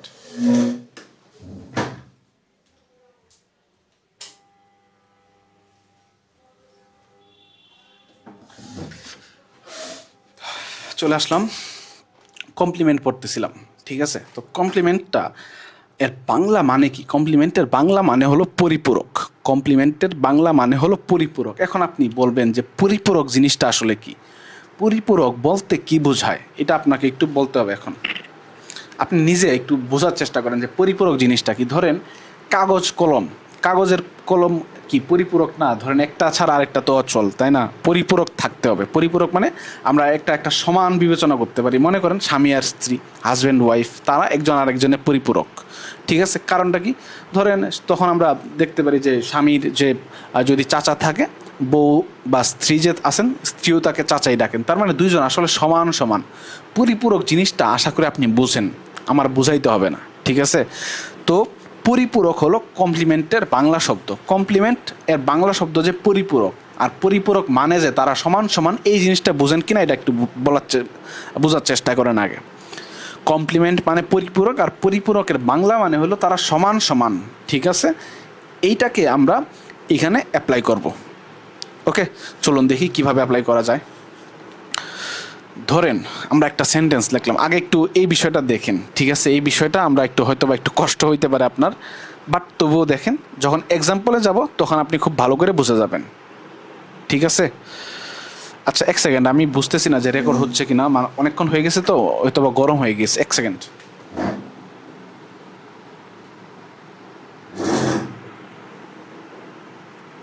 আচ্ছা রেকর্ড হচ্ছে, হ্যাঁ হচ্ছে, রেকর্ড হচ্ছে। আচ্ছা, তো আমরা কমপ্লিমেন্টের বেসিক অংশটা এটা একটু আগে বলে নিই, যখন এক্সাম্পলে যাব আপনি বিশ্বাস করেন যে আপনি আমাকে বিশ্বাস করেন যে আপনি বুঝতে পারবেন। আগে একটু দেখেন যে এখানে কি বলতেছি আমরা। কমপ্লিমেন্ট মানে পরিপূরক, আর পরিপূরক মানে আমরা সমান সমান, এই জিনিসটা ধরে নিলাম। ঠিক আছে, একটা সেন্টেন্স লিখলাম, লেটস সে যে হি ইজ এ ফার্মার। ওকে, মনে করেন এখানে যদি আমরা একটা সেন্টেন্সে যদি আমরা, আচ্ছা ধরেন আগে এই বেসিকটা শেষ করে আসি। একটা সেন্টেন্সের মধ্যে যদি আমরা সাবজেক্টের সমান সমান করে একটা কিছুকে লিখতে পারি, তাহলে ওইটাকে বলবো আমরা সাবজেক্ট কমপ্লিমেন্ট। কি বললাম? যদি আমরা সাবজেক্টের সমান সমান কোনো কিছু লিখতে পারি তাকে বলবো আমরা সাবজেক্ট কমপ্লিমেন্ট। যদি অবজেক্টের সমান সমান লিখতে পারি তাকে বলবো আমরা অবজেক্ট কমপ্লিমেন্ট। ঠিক আছে, একটা কি লিখতে পারি সেটা আমরা দেখবো এক্সাম্পলে। ধরেন একটা সেন্টেন্স লিখলাম, লেখার পরে সেখানে সাবজেক্টের সমান সমান কোনো কিছু একটা লিখতে পারতেছি, তাকে বলবো আমরা সাবজেক্ট কমপ্লিমেন্ট। ধরেন সেন্টেন্সটার মধ্যে অবজেক্টের সমান সমান কোনো কিছু লিখতে পারতেছি, তখন তাকে বলবো আমরা অবজেক্ট কমপ্লিমেন্ট। ঠিক আছে, আচ্ছা, তো এই যে সাবজেক্ট কমপ্লিমেন্টটা আছে আমাদের, এই সাবজেক্ট কমপ্লিমেন্টটা যদি সাবজেক্টের সম্পর্কে বা দুঃখিত, এই সাবজেক্ট কমপ্লিমেন্টটা যদি সাবজেক্টকে একটা রিআইডেন্টিফাই করে বা নতুন একটা পরিচয় দেয় সাবজেক্টের, তাহলে ওই সাবজেক্ট কমপ্লিমেন্টটাকে আমরা আরেকটা নাম দিব, সেটা হলো নাউন কমপ্লিমেন্ট। আবার এই যে সাবজেক্ট কমপ্লিমেন্টটা আমরা সাবজেক্টের সমান করে লিখলাম, এই সাবজেক্ট কমপ্লিমেন্টটা যদি সাবজেক্ট সম্পর্কে, সাবজেক্টকে ডেসক্রাইব করে, সাবজেক্ট সম্পর্কে ইনফরমেশান দেয়, তাইলে বলতে পারবো ওই সাবজেক্ট কমপ্লিমেন্টটা হলো অ্যাডজেক্টিভ কমপ্লিমেন্ট। কঠিন লাগতেছে আমি জানি, উদাহরণ দেখবেন ক্লিয়ার হবে, একটু শোনেন এই জায়গাটা। আবার আমরা যদি অবজেক্টের সমান যে অবজেক্ট কমপ্লিমেন্টটা লিখছিলাম, সেই অবজেক্ট কমপ্লিমেন্টটা যদি অবজেক্টের একটা নতুন পরিচয় দেয়, রিআইডেন্টিফাই করে, তাহলে সেই অবজেক্ট কমপ্লিমেন্টটাকে আমরা বলতে পারবো নাউন কমপ্লিমেন্ট। আবার এই অবজেক্ট কমপ্লিমেন্টটা যদি অবজেক্ট সম্পর্কে একটা ইনফরমেশান দেয় নতুন কিছু, অথবা সে ডেসক্রাইব করে, তাহলে সেই অবজেক্ট কমপ্লিমেন্টটাকে বলতে পারবো এজেক্টিভ কমপ্লিমেন্ট। আপনার মাথার উপর দিয়ে যাওয়ার সম্ভাবনা আছে যদি এটা আগে থেকে না জানা থাকে আপনার। আমি এই জায়গাটা একটু রিফ্রেশ করে উদাহরণে যাব, আমি কথা দিচ্ছি আপনার ক্লিয়ার হবে। আচ্ছা ঠিক আছে, প্রথমে কমপ্লিমেন্ট দেখতেছি আমরা। কমপ্লিমেন্ট অর্থ পরিপূরক, ঠিক আছে। পরিপূরক মানে সমান সমান, ঠিক আছে, গেল সমান সমান। এখন সাবজেক্ট বা অবজেক্টের সমান সমান দিয়ে যদি লেখা যায় তাইলে ওইটাই হলো আমাদের কমপ্লিমেন্ট, ঠিক আছে। যদি সাবজেক্টের সম্বন্ধে লিখতে পারি তাহলে সেটাকে বলবো সাবজেক্ট কমপ্লিমেন্ট, যদি অবজেক্টের সমান লিখতে পারি সেটা হবে অবজেক্ট কমপ্লিমেন্ট, ঠিক আছে। যদি এই সাবজেক্ট বা অবজেক্ট কমপ্লিমেন্টটা সাবজেক্ট বা অবজেক্টকে নতুন করে পরিচয় দেয়, নতুন একটা আইডেন্টিফিকেশান দেয়, রিআইডেন্টিফাই করে, তাহলে সেই সাবজেক্ট বা অবজেক্ট কমপ্লিমেন্টটাকে বলবো নাউন কমপ্লিমেন্ট। আবার যদি সাবজেক্ট বা অবজেক্ট কমপ্লিমেন্টটা আমাদের সাবজেক্ট সম্পর্কে নতুন কোনো ইনফরমেশান দেয় বা ডেসক্রাইব করে, তখন আমরা এই কমপ্লিমেন্টটাকে বলবো এজেক্টিভ কমপ্লিমেন্ট। একটু কঠিন লাগছে, আমরা উদাহরণে যাই, একদম ক্লিয়ার হয়ে যাবে আশা করি। দেখুন আমি একটা বক্স বানাইছি, আশা করি সম্পূর্ণ বক্সটা দেখা যাচ্ছে না। আমি একটু জুম আউট করি, এখন আশা করি সম্পূর্ণ বক্সটা দেখা যাচ্ছে, ঠিক আছে। দেখুন এখানে বক্সটা বোঝার চেষ্টা করেন। আমরা যদি একটা বাক্যে সাবজেক্টের সম্বন্ধে লিখতে পারি তাহলে তাকে বলবো সাবজেক্ট কমপ্লিমেন্ট। আবার যদি অবজেক্টের সম্বন্ধে লিখতে পারি তাহলে বলতে পারবো তাকে অবজেক্ট কমপ্লিমেন্ট, ঠিক আছে। সাবজেক্ট কমপ্লিমেন্টটা যদি আমাদের সাবজেক্টের সম্পর্কে নতুন কোনো আইডেন্টিফিকেশান দেয় বা নতুন কোনো রিআইডেন্টিফাই করে, তাহলে তাকে বলবো আমরা নাউন কমপ্লিমেন্ট, অর্থাৎ সাবজেক্টটা হইতে পারে নাউন কমপ্লিমেন্ট। আবার এই সাবজেক্ট কমপ্লিমেন্টটা যদি আমাদের সাবজেক্টের একটা অবস্থা প্রকাশ করে, দোষগুণ প্রকাশ করে, ইনফরমেশান দেয়, ডেসক্রাইব করে, তাহলে এই সাবজেক্ট কমপ্লিমেন্টটাকে বলতে পারবো এজেক্টিভ কমপ্লিমেন্ট, ঠিক আছে। ওকে, আবার আমাদের যদি অবজেক্টের সমান লিখতে পারি সেটাকে বলতে পারবো অবজেক্ট কমপ্লিমেন্ট। অবজেক্ট কমপ্লিমেন্টটা যদি অবজেক্টের একটা নতুন পরিচয় দেয় তাহলে তাকে কি বলতে পারবো নাউন কমপ্লিমেন্ট। আবার এই অবজেক্ট কমপ্লিমেন্টটা যদি আমাদের নতুন পরিচয় না দিয়ে কোনো ডেসক্রাইব করে অথবা কোনো ইনফরমেশান দেয় তাহলে সেটাকে বলতে পারবো এজেক্টিভ কমপ্লিমেন্ট। এখন আশা করি আপনার একটু ক্লিয়ার হবে। একটা এক্সাম্পল নিই, let's say he is a farmer. He is a farmer, আমরা হি ইকুয়ালস টু ফার্মার লিখতে পারি কিনা বলেন? সেই তো ফার্মার, আর তো কেউ এখানে ফার্মার না, তাই না? তাহলে হি ইকুয়ালস টু ফার্মার, আমরা সাবজেক্টের সমান সমান কিন্তু লিখতে পারতেছি। হি ইকুয়ালস টু ফার্মার সাবজেক্টের সমান লিখতে পারছি। এখন তাহলে এটাকে কি বলতে পারবো? এটা হলো সাবজেক্ট কমপ্লিমেন্ট। এখন হি ইকুয়ালস টু ফার্মার, এটা কি হি সম্পর্কে কোনো নতুন ইনফরমেশান দিয়েছে নাকি তাকে রিআইডেন্টিফাই করেছে? এখন আপনি বলেন, না দেখে বুঝে বলার চেষ্টা করেন। অবশ্যই এখানে তার একটা নতুন আইডেন্টিফিকেশান দিচ্ছে না যে সে একটা ফার্মার, তার একটা নতুন আইডেন্টিটি হইল। তাইলে এটাকে আমরা এই সাবজেক্ট কমপ্লিমেন্টটাকে কি বলতে পারবো? এটা হবে নাউন কমপ্লিমেন্ট। ওকে, ডান। আচ্ছা, তারপর my sister appears tired. My sister appears tired. My sister appears tired, আমার বোনকে টায়ার্ড দেখাচ্ছে, তাকে টায়ার্ড মনে হচ্ছে। এখন মাই সিস্টার এইটা ইকুয়ালস টু টায়ার্ড কি লিখতে পারি? আমার সিস্টারই তো এখানে টায়ার্ড, তাই না? আবার দেখেন the cake looks delicious. The cake looks delicious, এখানে কেকটাই তো ডেলিশাস লাগতেছে, আর তো কিছু ডেলিশাস লাগতেছে না, তাই না? He is happy. He equals to happy. He মানে সেই তো হ্যাপি, এখানে আর তো কেউ হ্যাপি না, তাই না? হ্যাপি বানানটা ভুল হয়ে গেছে। হ্যাপি তো এখানে, সেই তো এখানে হ্যাপি, তাই না? আচ্ছা, এখানে কিন্তু হ্যাপি বলতে সুখী, নাম না। আবার honey taste sweet. Honey taste sweet, honey তো এখানে সুইট মনে হচ্ছে, তাই না? তার মানে হানি ইকুয়ালস টু আমরা সুইট লিখতে পারবো। The garden remains beautiful. গার্ডেনটাই তো এখানে বিউটিফুল, তাই না? এখানে আর তো কিছু বিউটিফুল না।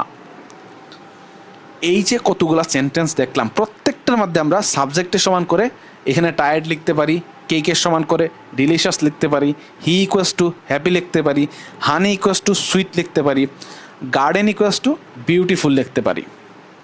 তার মানে সমান দিয়ে যেহেতু লিখতে পারছি, আর এইখানে মাই সিস্টার এটা সাবজেক্ট, দ্য কেক এটা subject, he subject, honey subject, garden subject, প্রত্যেকটা এখানে সাবজেক্ট।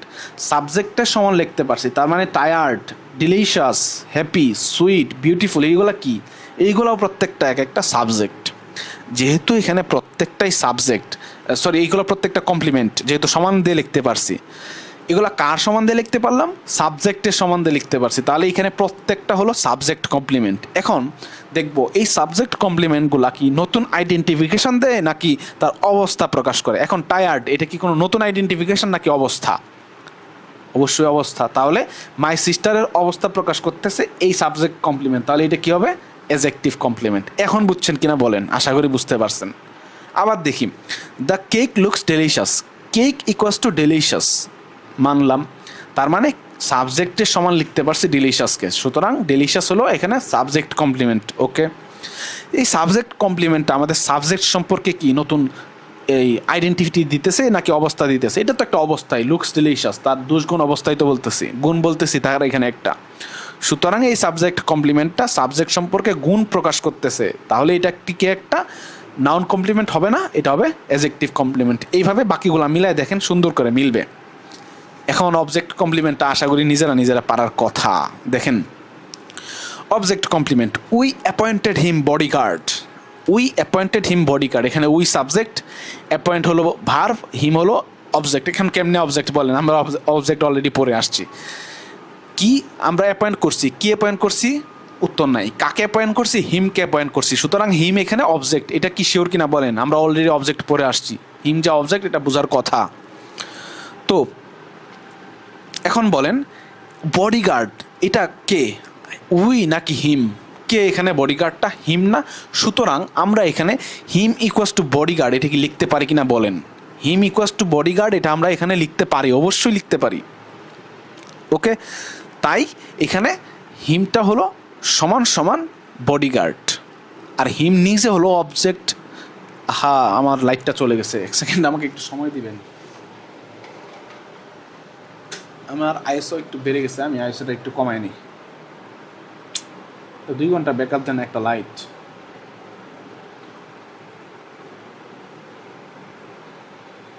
আশা করি দেখা যাচ্ছে। ঠিক আছে, আমাদের ক্লাসও আর বেশিক্ষণ নাই, কমপ্লিমেন্ট বোঝার পর মডিফায়ার ছোট। আচ্ছা, এখানে হিম ইকুয়াস টু বডিগার্ড এটা আমরা লিখতে পারি, হিমের নতুন হিম ইকুয়াস টু বডিগার্ড লিখতে পারতেছি। আচ্ছা ঠিক আছে, আবার we made him chairman, we made him chairman, him equals to chairman এটাও এখানে লিখতে পারি। দেখেন লেখা যায় কি না, ইকুয়াল টু কিন্তু লেখা যাচ্ছে। যেহেতু ইকুয়াল টু লেখা যাচ্ছে, তাহলে আমরা কি বলতে পারি বলেন তো? তাহলে বলতে পারি এখানে বডিগার্ড হইল অবজেক্ট কমপ্লিমেন্ট, হিম হইল সরি চেয়ারম্যান হলো অবজেক্ট কমপ্লিমেন্ট, অর্থাৎ হিমের সমান সমান লিখতেছি, দুইটাই কিন্তু হিমের সমান সমান। অবজেক্ট কমপ্লিমেন্ট যেটা নিয়ে কি কারো কোনো কনফিউশন আছে কিনা বলেন? আচ্ছা, অবজেক্ট কমপ্লিমেন্ট নিয়ে আশা করি কারোর কোনো প্রবলেম নাই, যেহেতু অবজেক্টের সমান লিখতে পারছি। ওকে ঠিক আছে, এখন এই অবজেক্ট কমপ্লিমেন্টটা আমাদের হিমের কি নতুন কোনো অবস্থা দিতেছে নাকি নতুন আইডেন্টিটি দিতেছে? এই যে বডিগার্ড অথবা চেয়ারম্যান এটা কি অবস্থা নাকি আইডেন্টিটি? এটা তার নতুন একটা আইডেন্টিটি, যেহেতু একটা নতুন আইডেন্টিটি, সুতরাং আমরা বলতে পারি যে এখানে আমাদের এই যে অবজেক্ট কমপ্লিমেন্টটা এটা হলো আমাদের নাউন কমপ্লিমেন্ট। এখন দেখেন কি সুন্দর করে এখানে মিলে গেছে। প্রথমে আমরা দেখলাম হিম এখানে অবজেক্ট, হিমের সমান সমান বডিগার্ড লিখতে পারছি, সুতরাং বডিগার্ড হলো অবজেক্ট কমপ্লিমেন্ট। ঠিক আছে, এই অবজেক্ট কমপ্লিমেন্টটা হিমের নতুন একটা পরিচয় দিতেছে, সুতরাং এই বডিগার্ডটা হইল অবজেক্ট কমপ্লিমেন্ট। ঠিক আছে, বুঝলাম, সরি নতুন পরিচয় দিতেছে, সুতরাং এটা নাউন কমপ্লিমেন্ট। আচ্ছা, তারপর আসি নিচে, he has made me happy, সে আমাকে খুশি করেছে। He has made me happy, এখানে দেখেন সে মেড করেছে, সে করেছে, সে কি করেছে? উত্তর নাই, দুঃখিত। আচ্ছা ঠিক আছে, আপনার এখানে উত্তর আছে হ্যাপি, তাহলে আপনার মনে হতে পারে হ্যাপি এখানে অবজেক্ট। আচ্ছা ঠিক আছে, এটার কনফিউশনটা একটু পর আমি দূর করতেছি। He has made me happy, সে করেছে, কি করেছে? হ্যাপি। কাকে করেছে? আমাকে, আমাকে হ্যাপি করেছে। হ্যাপি এখানে অবজেক্ট না, কেন অবজেক্ট না এটা আমি একটু পরে এসে আনসার দিতেছি। এখানে অবজেক্ট শুধুমাত্র মি। আচ্ছা ঠিক আছে, me equals to object, me equals to happy না, কে হ্যাপি হয়েছে, হি হ্যাপি হয়েছে নাকি মি হ্যাপি হয়েছে? আমি তো হ্যাপি হয়েছি, সে আমাকে যেহেতু খুশি করেছে। তো মি ইকুয়ালস টু হ্যাপি আমরা লিখতে পারি। মি নিজে একটা অবজেক্ট, সুতরাং হ্যাপিটা হবে কি অবজেক্ট কমপ্লিমেন্ট। ঠিক আছে, হ্যাপিটা হবে অবজেক্ট কমপ্লিমেন্ট। এখন এই অবজেক্ট কমপ্লিমেন্টটা আমাদের নতুন কোনো পরিচয় দিতেছে নাকি তার অবস্থা প্রকাশ করতেছে? অবশ্যই অবস্থা প্রকাশ করতেছে। আমি খুশি, দোষ কোন অবস্থা, অবস্থা প্রকাশ করতেছে। আমি খুশি নাকি দুঃখী, অবস্থা প্রকাশ করতেছে। সুতরাং এখানে হ্যাপিটা হলো আমাদের এখানে object complement first of all, আর অবজেক্ট কমপ্লিমেন্ট হিসেবে যেহেতু অবস্থা প্রকাশ করতেছে, সুতরাং এটা অ্যাডজেক্টিভ কমপ্লিমেন্ট। আশা করি এই পুরা বিষয়টা আপনি ভালো করে ধরতে পারছেন। প্রথমে আইডেন্টিফাই করবেন কার সমান করে লেখা যায়। যেমন হিয়ের সমান ফার্মার লেখা যাচ্ছে, আবার এখানে সিস্টারের সমান টায়ার্ড লেখা যাচ্ছে, হিমের সমান বডিগার্ড লেখা যাচ্ছে, মি সমান হ্যাপি লেখা যাচ্ছে, সমান সমান লেখা যাচ্ছে। ঠিক আছে, মানলাম। এখন সমান সমান লেখার ফলে সেটা হবে হয় সাবজেক্ট কমপ্লিমেন্ট, না হয় হবে অবজেক্ট কমপ্লিমেন্ট। তারপর দেখবো এই সাবজেক্ট কমপ্লিমেন্টটা কি নতুন কোনো পরিচয় দেয় কিনা। নতুন পরিচয় দিলে সেটা হবে নাউন কমপ্লিমেন্ট, আর যদি নতুন পরিচয় না দিয়ে অবস্থা প্রকাশ করে সেটা হবে আমাদের অ্যাডজেক্টিভ কমপ্লিমেন্ট। ঠিক আছে, অবজেক্ট কমপ্লিমেন্টের ক্ষেত্রেও সেম, যে সমান সমান দিয়ে লিখলাম, সুতরাং এটা অবজেক্ট কমপ্লিমেন্ট, সুতরাং এটা অবজেক্ট কমপ্লিমেন্ট। এটা তার একটা নতুন পরিচয় দিচ্ছে, সুতরাং এটা হবে আমাদের নাউন কমপ্লিমেন্ট। আর যেহেতু এটা অবস্থা প্রকাশ করতেছে, সুতরাং এটা হলো আমাদের অ্যাডজেক্টিভ কমপ্লিমেন্ট। আশা করি এই যে কমপ্লিমেন্টের বিষয়টা, এটা খুব ভালো করে বুঝছেন। এটা খুবই ইম্পর্ট্যান্ট একটা জিনিস, সামনে আমাদের অনেকবার কাজে লাগবে, তাই বারবার আমি এই জিনিসটা বলতেছি। এখন নিচে একটা জিনিস দেখেন, লিঙ্কিং ভার্ব লেখা। লিঙ্কিং ভার্ব শুধুমাত্র এবং শুধু শুধু শুধু সাবজেক্ট কমপ্লিমেন্টের ক্ষেত্রে হবে, নট অবজেক্ট কমপ্লিমেন্টের ক্ষেত্রে। লিঙ্কিং ভার্ব আমি আবারও বলতেছি সাবজেক্ট কমপ্লিমেন্টের ক্ষেত্রে হবে। কেন হবে? আনসারটা এখনই পাবেন আপনি। লিঙ্কিং ভার্বটা কি? সাবজেক্ট এবং সাবজেক্ট কমপ্লিমেন্টের মাঝখানে যেই ভার্বটা থাকে তাকে বলবো আমরা লিঙ্কিং ভার্ব। বইয়ের মধ্যে অনেকগুলো উদাহরণ আছে, এখানে আপনারা শুধুমাত্র দেখতে পাচ্ছেন appears, looks, he, test, remains, is, এগুলো হলো এখানে লিঙ্কিং ভার্ব। এদেরকে আমরা কি বলবো? Linking verb. এই সম্পর্কে বইয়ে এটাই লেখা আছে যে সাবজেক্ট এবং সাবজেক্ট কমপ্লিমেন্টের মাঝখানে যে ভার্বটা থাকবে তাকে বলবো আমরা লিঙ্কিং ভার্ব। এখানে his linking verb, is linking verb, looks linking verb, is linking verb, test linking verb, remains linking verb. এখন আপনি বলবেন যে অবজেক্টের মাঝখানে লিঙ্কিং ভার্ব নাই কেন? আরে ভাই দেখেন, এখানে তো অবজেক্টের মাঝখানে কোনো ভার্বই নেই, তাহলে লিঙ্কিং ভার্ব থাকবে কেমনে? বুঝতে পারছেন ব্যাপারটা? বুঝতে পারছি আশা করি। এখন যে প্রবলেমটা আপনি পড়বেন সেটা হলো আপনি কোনটা অবজেক্ট আর কোনটা কমপ্লিমেন্ট এই সম্পর্কে আপনার একটু প্রবলেম লাগিয়ে যেতে পারে, আচ্ছা একটু ঝামেলা হয়ে যেতে পারে যে কোনটা অবজেক্ট কোনটা কমপ্লিমেন্ট। এই যে একটু আগে আমাদের সমস্যা হয়ে গেছিলো যে he has made me happy, সে করেছে, কি করেছে? হ্যাপি। কাকে করেছে? আমাকে। তাহলে তো এইখানে বোঝাই যাচ্ছে যে হ্যাপি হলো আমাদের অবজেক্ট। তাহলে সমস্যা কি? অবজেক্ট না কেন? আপনি কেন অবজেক্ট না বললেন? এই যে এখন উত্তরটা পাবেন আপনি। আবার এইখানে দেখেন যে হি ইজ এ ফার্মার, এখানে হি ইকুয়ালস টু ফার্মার, সে, আপনি হয় কি প্রশ্ন করেন, সে কি? ফার্মার। তাহলে তো ফার্মার এখানে অবজেক্ট, তাহলে আপনি এখানে কমপ্লিমেন্ট কেন বললেন? আসতেছি, উত্তরটা আসতেছি এখানে নিয়ে। অবজেক্ট এবং কমপ্লিমেন্টের পার্থক্যটা দেখলেই আমরা বুঝে যাব যে কেন আমরা ফার্মারকে আর হ্যাপিকে কমপ্লিমেন্ট বলেছি, নট অবজেক্ট। চলুন দেখেন, সাবজেক্ট আর অবজেক্টের ক্ষেত্রে সাবজেক্ট এবং অবজেক্ট সবসময় দুইটা আলাদা জিনিসকে বোঝাবে। সাবজেক্ট আর অবজেক্টের ক্ষেত্রে সবসময় সাবজেক্ট আর অবজেক্ট দুইটা আলাদা সত্তা বা ভিন্ন সত্তাকে বোঝাবে। যেমন হি ইটস রাইস, সে খায়, সে কি খায়? রাইস খায়। এবং এই যে এখানে দেখেন হি ইটস রাইস। এখন এখানে দেখেন এই সেন্টেন্সের মধ্যে হি হলো সাবজেক্ট, রাইস হলো অবজেক্ট। ওকে, অবজেক্ট, ঠিক আছে। এখন আপনি বলেন এটা কেন কমপ্লিমেন্ট না? হি আর রাইস দুইটা জিনিস কি এক হইল? কখনো না, হি আর রাইস কখনো এক না। ওকে, তার মানে যেহেতু দুইটা আলাদা জিনিসকে বোঝাচ্ছে, সুতরাং এটা রাইস হলো এখানে অবজেক্ট, 100% এটা অবজেক্ট। কিন্তু আমরা যদি বলি যে হি ইজ এ ফার্মার, এখানে দেখেন হি ইজ এ ফার্মার, এইখানে হি আর ফার্মার দুইটা কি আলাদা কিছু? আলাদা কিছু কিন্তু না। তাহলে আমরা এখানে দুটো আলাদা কিছু অবশ্যই না, সুতরাং হি আর ফার্মার যেহেতু একই জিনিস, এখানে এই জন্য ফার্মারটা হলো কমপ্লিমেন্ট। আবার হি মেড মি হ্যাপি, এখানে আমাদের যে মি, যে হি, দুঃখিত, এখানে হি যে আছে, হি আর হ্যাপি এই দুটো কি এক হইলো? হ্যাপি হলো আমি আর হ্যাপি দুইটা হলো একই জিনিস, কিন্তু হি তো হ্যাপি না, সে নিজে তো হ্যাপি না, সে তো আরেকজনকে হ্যাপি করেছে, তাই না? এই জন্য এখানে হ্যাপিটা অবজেক্ট না। আমি আবারও বলতেছি, সাবজেক্ট আর অবজেক্টের ক্ষেত্রে দুইটা আলাদা জিনিস হয়, ঠিক আছে? যেমন হি ইটস রাইস, হিটা সাবজেক্ট, রাইস অবজেক্ট, দুইটা টোটালি আলাদা জিনিস। কিন্তু কমপ্লিমেন্ট আর সাবজেক্ট কমপ্লিমেন্ট বা অবজেক্ট কমপ্লিমেন্টের ক্ষেত্রে সবসময় দুইটা একই জিনিসকে বোঝাইতে হবে। যেমন এখানে হি আর ফার্মার দুইটা একই জিনিস, এই জন্য এ ফার্মার হলো এখানে কমপ্লিমেন্ট। আবার মি আর হি আর হ্যাপি এই দুইটা কিন্তু এক জিনিস না, কারণ হি তো হ্যাপি হয় নাই, হ্যাপি করেছে মি বা আরেকজনকে হ্যাপি করেছে, তাই না? এই জন্য এটা আমাদের অবজেক্ট কমপ্লিমেন্ট। ওকে, আচ্ছা, আশা করি বুঝতে পারছি। এই যে এখানে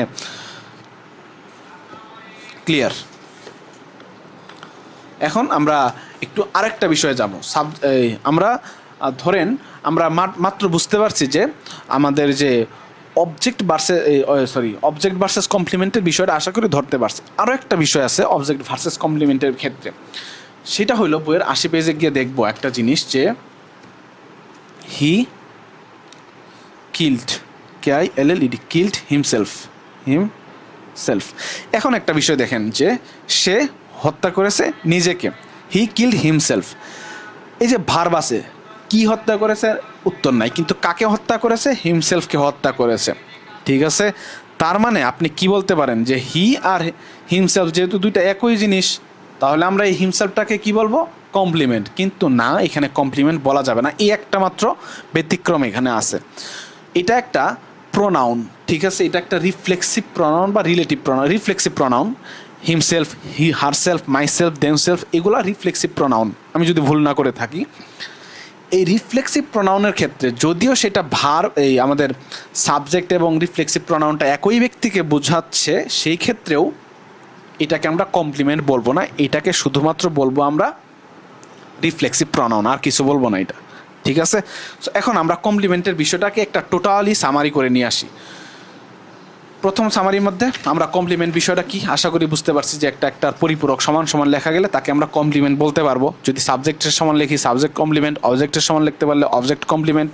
আর এই সাবজেক্ট কমপ্লিমেন্টটা যদি নতুন পরিচয় দেয় তাহলে আমরা তাকে নাউন কমপ্লিমেন্ট বলবো। যদি অবস্থা প্রকাশ করে তাকে অ্যাডজেক্টিভ কমপ্লিমেন্ট বলবো। অবজেক্টের ক্ষেত্রেও সেম কথা, উদাহরণ দেখছি কয়েকটা।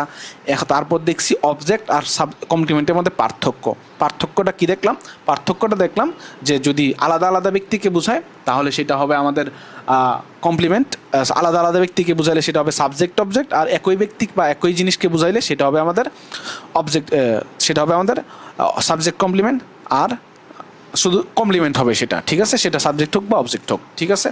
এখন আমাদের আরও একটা ব্যতিক্রম দেখছিলাম, সেটা কী ছিল? হি কিল হিমসেলফ। এই ক্ষেত্রে হিমসেলফটা হলো রিফ্লেক্সিভ প্রোনাউন, এটা নট, যদিও এটা একই ব্যক্তিকে বোঝাচ্ছে, এটা এই ক্ষেত্রে হবে না, এই কমপ্লিমেন্ট হবে না, এটা হবে আমাদের রিফ্লেক্সিভ প্রোনাউন। এখন কমপ্লিমেন্টের ক্ষেত্রে কয়েকটা, আমার লাইন ব্যাটারি চার্জ শেষ হয়ে গেছিলো, এখন আসি আবার। আমরা কমপ্লিমেন্ট নির্ণয়ের ক্ষেত্রে 3টা স্টেপের কথা বলতেছিলাম, সেটা হলো প্রথমটা আমরা দেখবো এটা অবজেক্ট কিনা, ঠিক আছে? যেমন হি ইজ এ ফার্মার দিল, এখানে মনে করেন এটা অবজেক্ট কিনা ফার্স্ট অফ অল দেখবো। আচ্ছা, আপনার মনে হবে যে সে হয় ফার্মার, ঠিক আছে? সে ফার্মার, আপনার মনে হতে পারে এটা অবজেক্ট, ঠিক আছে? তারপর আমরা যাব দ্বিতীয় স্টেপে দেখবো এটা কমপ্লিমেন্ট কিনা। অবজেক্ট মনে হলেও কিন্তু দ্বিতীয় স্টেপে এসে দেখবেন, যেহেতু এটা আমরা দেখতে পাচ্ছি যে এখানে এই আমাদের সাবজেক্ট এবং আমাদের যে অবজেক্ট আমরা নির্ণয় করলাম একটু আগে ফার্মার, এটা দুইটা সেম জিনিসকে বোঝাচ্ছে, সুতরাং এটা অবজেক্ট না, এটা অবশ্যই কমপ্লিমেন্ট হবে। কিন্তু তারপর তৃতীয় স্টেপে দেখবো এটা কি রিফ্লেক্সিভ প্রোনাউন কিনা। যদি রিফ্লেক্সিভ প্রোনাউন হয় তাহলে এই কমপ্লিমেন্টটাও আর কমপ্লিমেন্ট থাকবে না, এটা রিফ্লেক্সিভ প্রোনাউন হয়ে যাবে। স্টেপগুলো বুঝতে পারছেন? প্রথমে আমরা অবজেক্ট কিনা সেটা দেখবো, তারপর দেখবো এটা কমপ্লিমেন্ট কিনা। অবজেক্ট কিনা মনে হবে যে হ্যাঁ ঠিক আছে, হিজ এ ফার্মার, এটা এ ফার্মার তো এখানে অবজেক্ট, ঠিক আছে? তারপর দ্বিতীয় স্টেপে গিয়ে দেখবো যে আচ্ছা দুজন যেহেতু সেম মানুষ, তাহলে এটা অবজেক্ট হবে না, এটা কমপ্লিমেন্ট হবে। আচ্ছা, এটাও ঠিক আছে। তারপর আমরা দেখব এটা রিফ্লেক্সিভ প্রোনাউনের মধ্যে পড়ে গেছে কিনা কোনোভাবে। যদি রিফ্লেক্সিভ প্রোনাউনের মধ্যে পড়ে, সেম মানুষ হওয়া সত্ত্বেও এটা কমপ্লিমেন্ট হবে না, ঠিক আছে। সো এই ছিল আমাদের কমপ্লিমেন্টের টোটাল কাহিনী। এখন আমাদের সর্বশেষ টপিক আজকের, সেটা হলো মডিফায়ার। এটা আজকে দেখেই শেষ করব। চলেন মডিফায়ার কি সেটা দেখি, একটু জুম করে নিই, আশা করি মনে হয় খুব বেশি দেখা যাচ্ছে না। ওকে, এখন দেখা যাচ্ছে। সো মডিফায়ার কি, আমরা দেখেছিলাম যে আমাদের ওই ফাংশন ইউনিটের মধ্যে আছে সাবজেক্ট, অবজেক্ট, তারপর হলো অবজেক্ট অফ প্রিপজিশন, কমপ্লিমেন্ট। এ পর্যন্ত দেখা শেষ। সর্বশেষ টপিক আছে আজকের জন্য মডিফায়ার, আর একটা টপিক থাকবে অ্যাপোজিটিভ। এটা একদম সবার শেষে, ক্লজ শেষ করে তারপরে অ্যাপোজিটিভের বিষয়টা দেখব। ওকে, তো চলুন আমরা এখন মডিফায়ারটা দেখি। মডিফায়ার একদম সহজ হিসাব দেখবেন। আমি এখন এখানে যা লেখা আছে এটা আপনি দেখবেন না, আপনি আগে সহজ বিষয়টা দেখেন, তাইলে মডিফায়ার বুঝতে পারবেন। মডিফাই মানে কি এটা একটু আগে বোঝার চেষ্টা করেন। মডিফাই মানে হলো বিশেষায়িত করা। একটা জিনিস আছে, মনে করেন আই ইট, ধরেন রহিম লিখি, রহিম ইটস এ ম্যাঙ্গো, MANGO। রহিম একটা ম্যাঙ্গো খাচ্ছে। এই বাক্যটার মধ্যে কোনো সমস্যা আছে? কোনো সমস্যা নাই।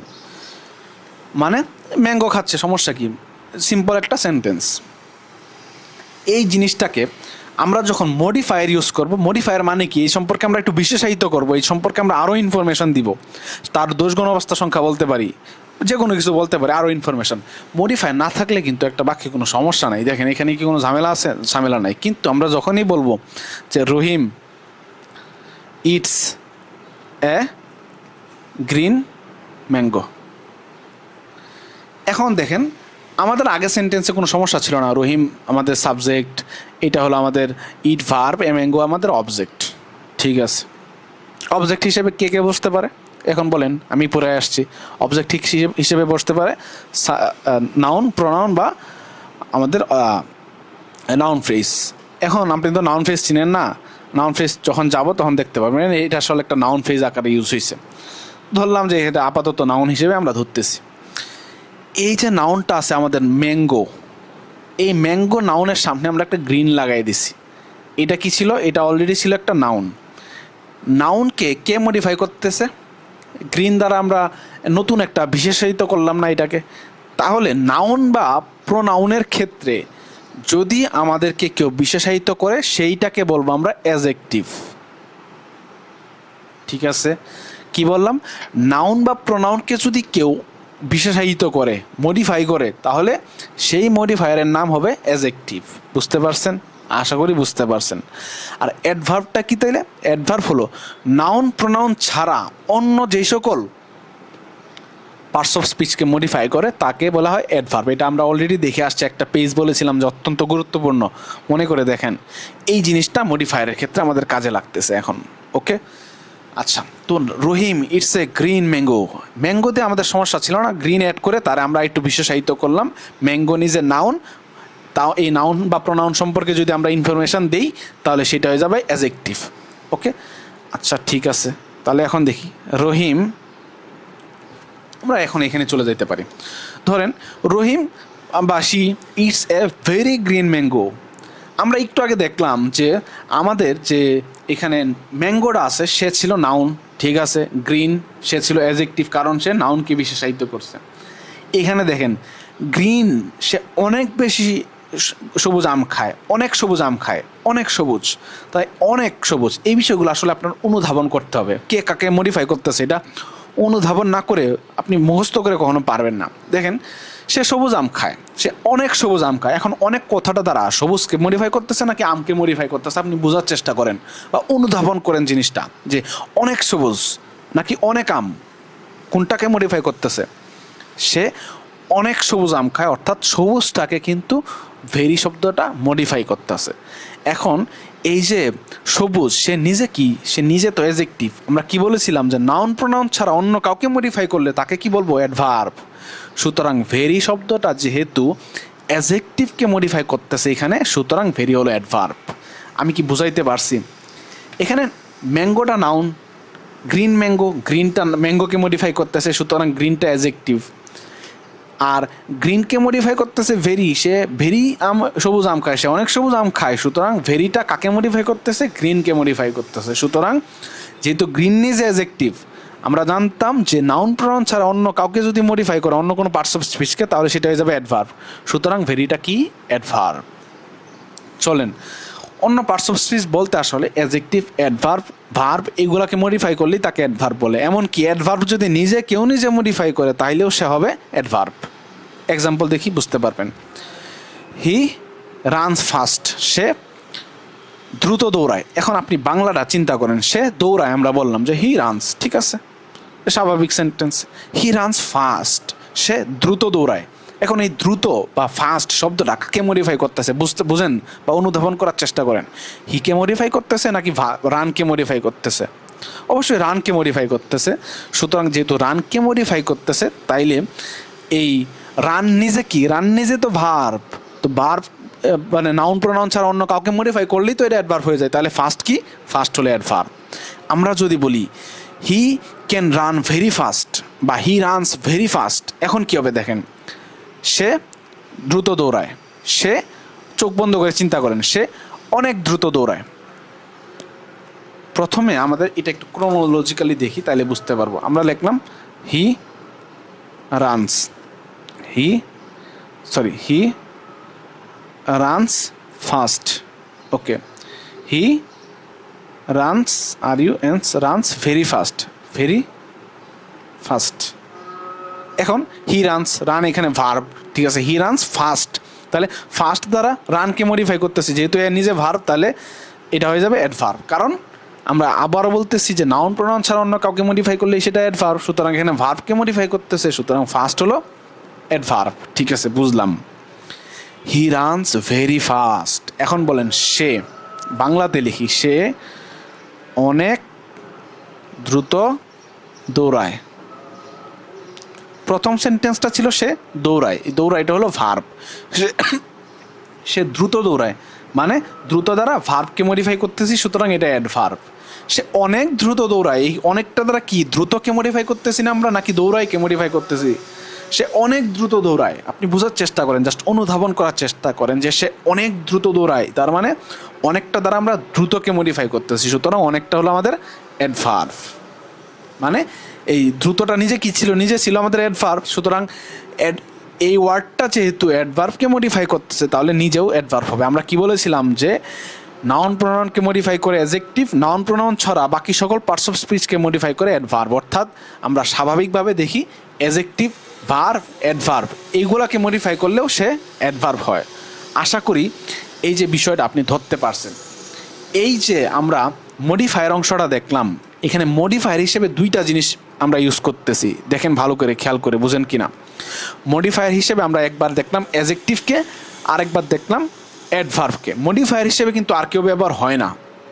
তার মানে আমরা মডিফায়ার টপিকটা যে পড়তেছি, মডিফায়ার কে কে হইতে পারে এই জিনিসটা আপনি চিন্তা করেন। মডিফায়ার হইতে পারে অ্যাডজেক্টিভ অথবা অ্যাডভার্ব। এইটা আপনি বুঝছেন কিনা বলেন। আশা করি এই জিনিসটা বুঝতে পারছেন।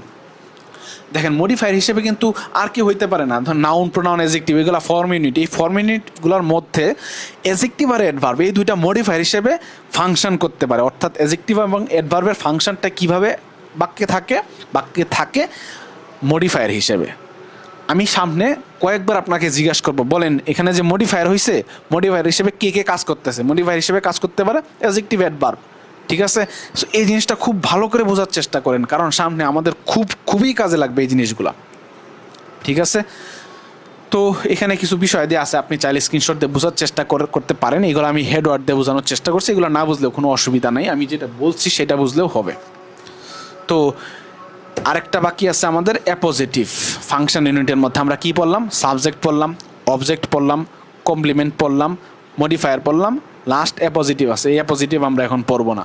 আপনারা যদি শুরুর যে আমাদের একটা দেখাইছিলাম আমরা, দুঃখিত মনে হয় সাউন্ড হচ্ছে একটু, শুরুতে যে আমরা দেখাইছিলাম, দেখেন অ্যাপোজিটিভ অংশটা এটা সবার শেষে আছে।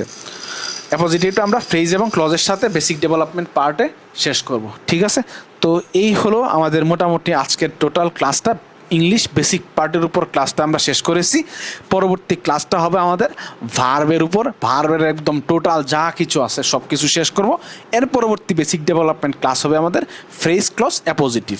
এই তিনটা ক্লাস আমি আবারও বলতেছি সর্বশেষ সময়, আপনার একটু কষ্ট হবে, এই যে আজকে ক্লাসটা করলেন, এখানে হয়তো আপনি কিছু কিছু জিনিস বুঝেন নাই, সমস্যা নাই, আপনি ক্লাসটা করেন এইখান থেকে এই পর্যন্ত শেষ করেন, দেখবেন যে আপনি অটোমেটিক সব কিছু আগের জিনিসগুলো ক্লিয়ার হইতেছে।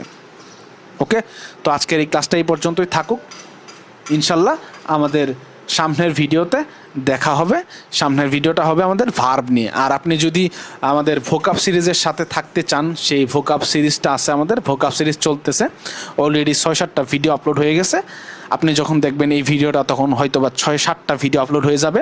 তো আপনি আশা করি এই চ্যানেলের সাথে থাকতে থাকবেন এবং আপনার বিসিএস এবং ব্যাংক জবের সাথে প্রিপারেশনটা আমার সাথে ইনশাল্লাহ ইমপ্রুভ করতে থাকবেন। তো দেখা হচ্ছে ইনশাল্লাহ সামনের ভিডিওতে। আসসালামু আলাইকুম।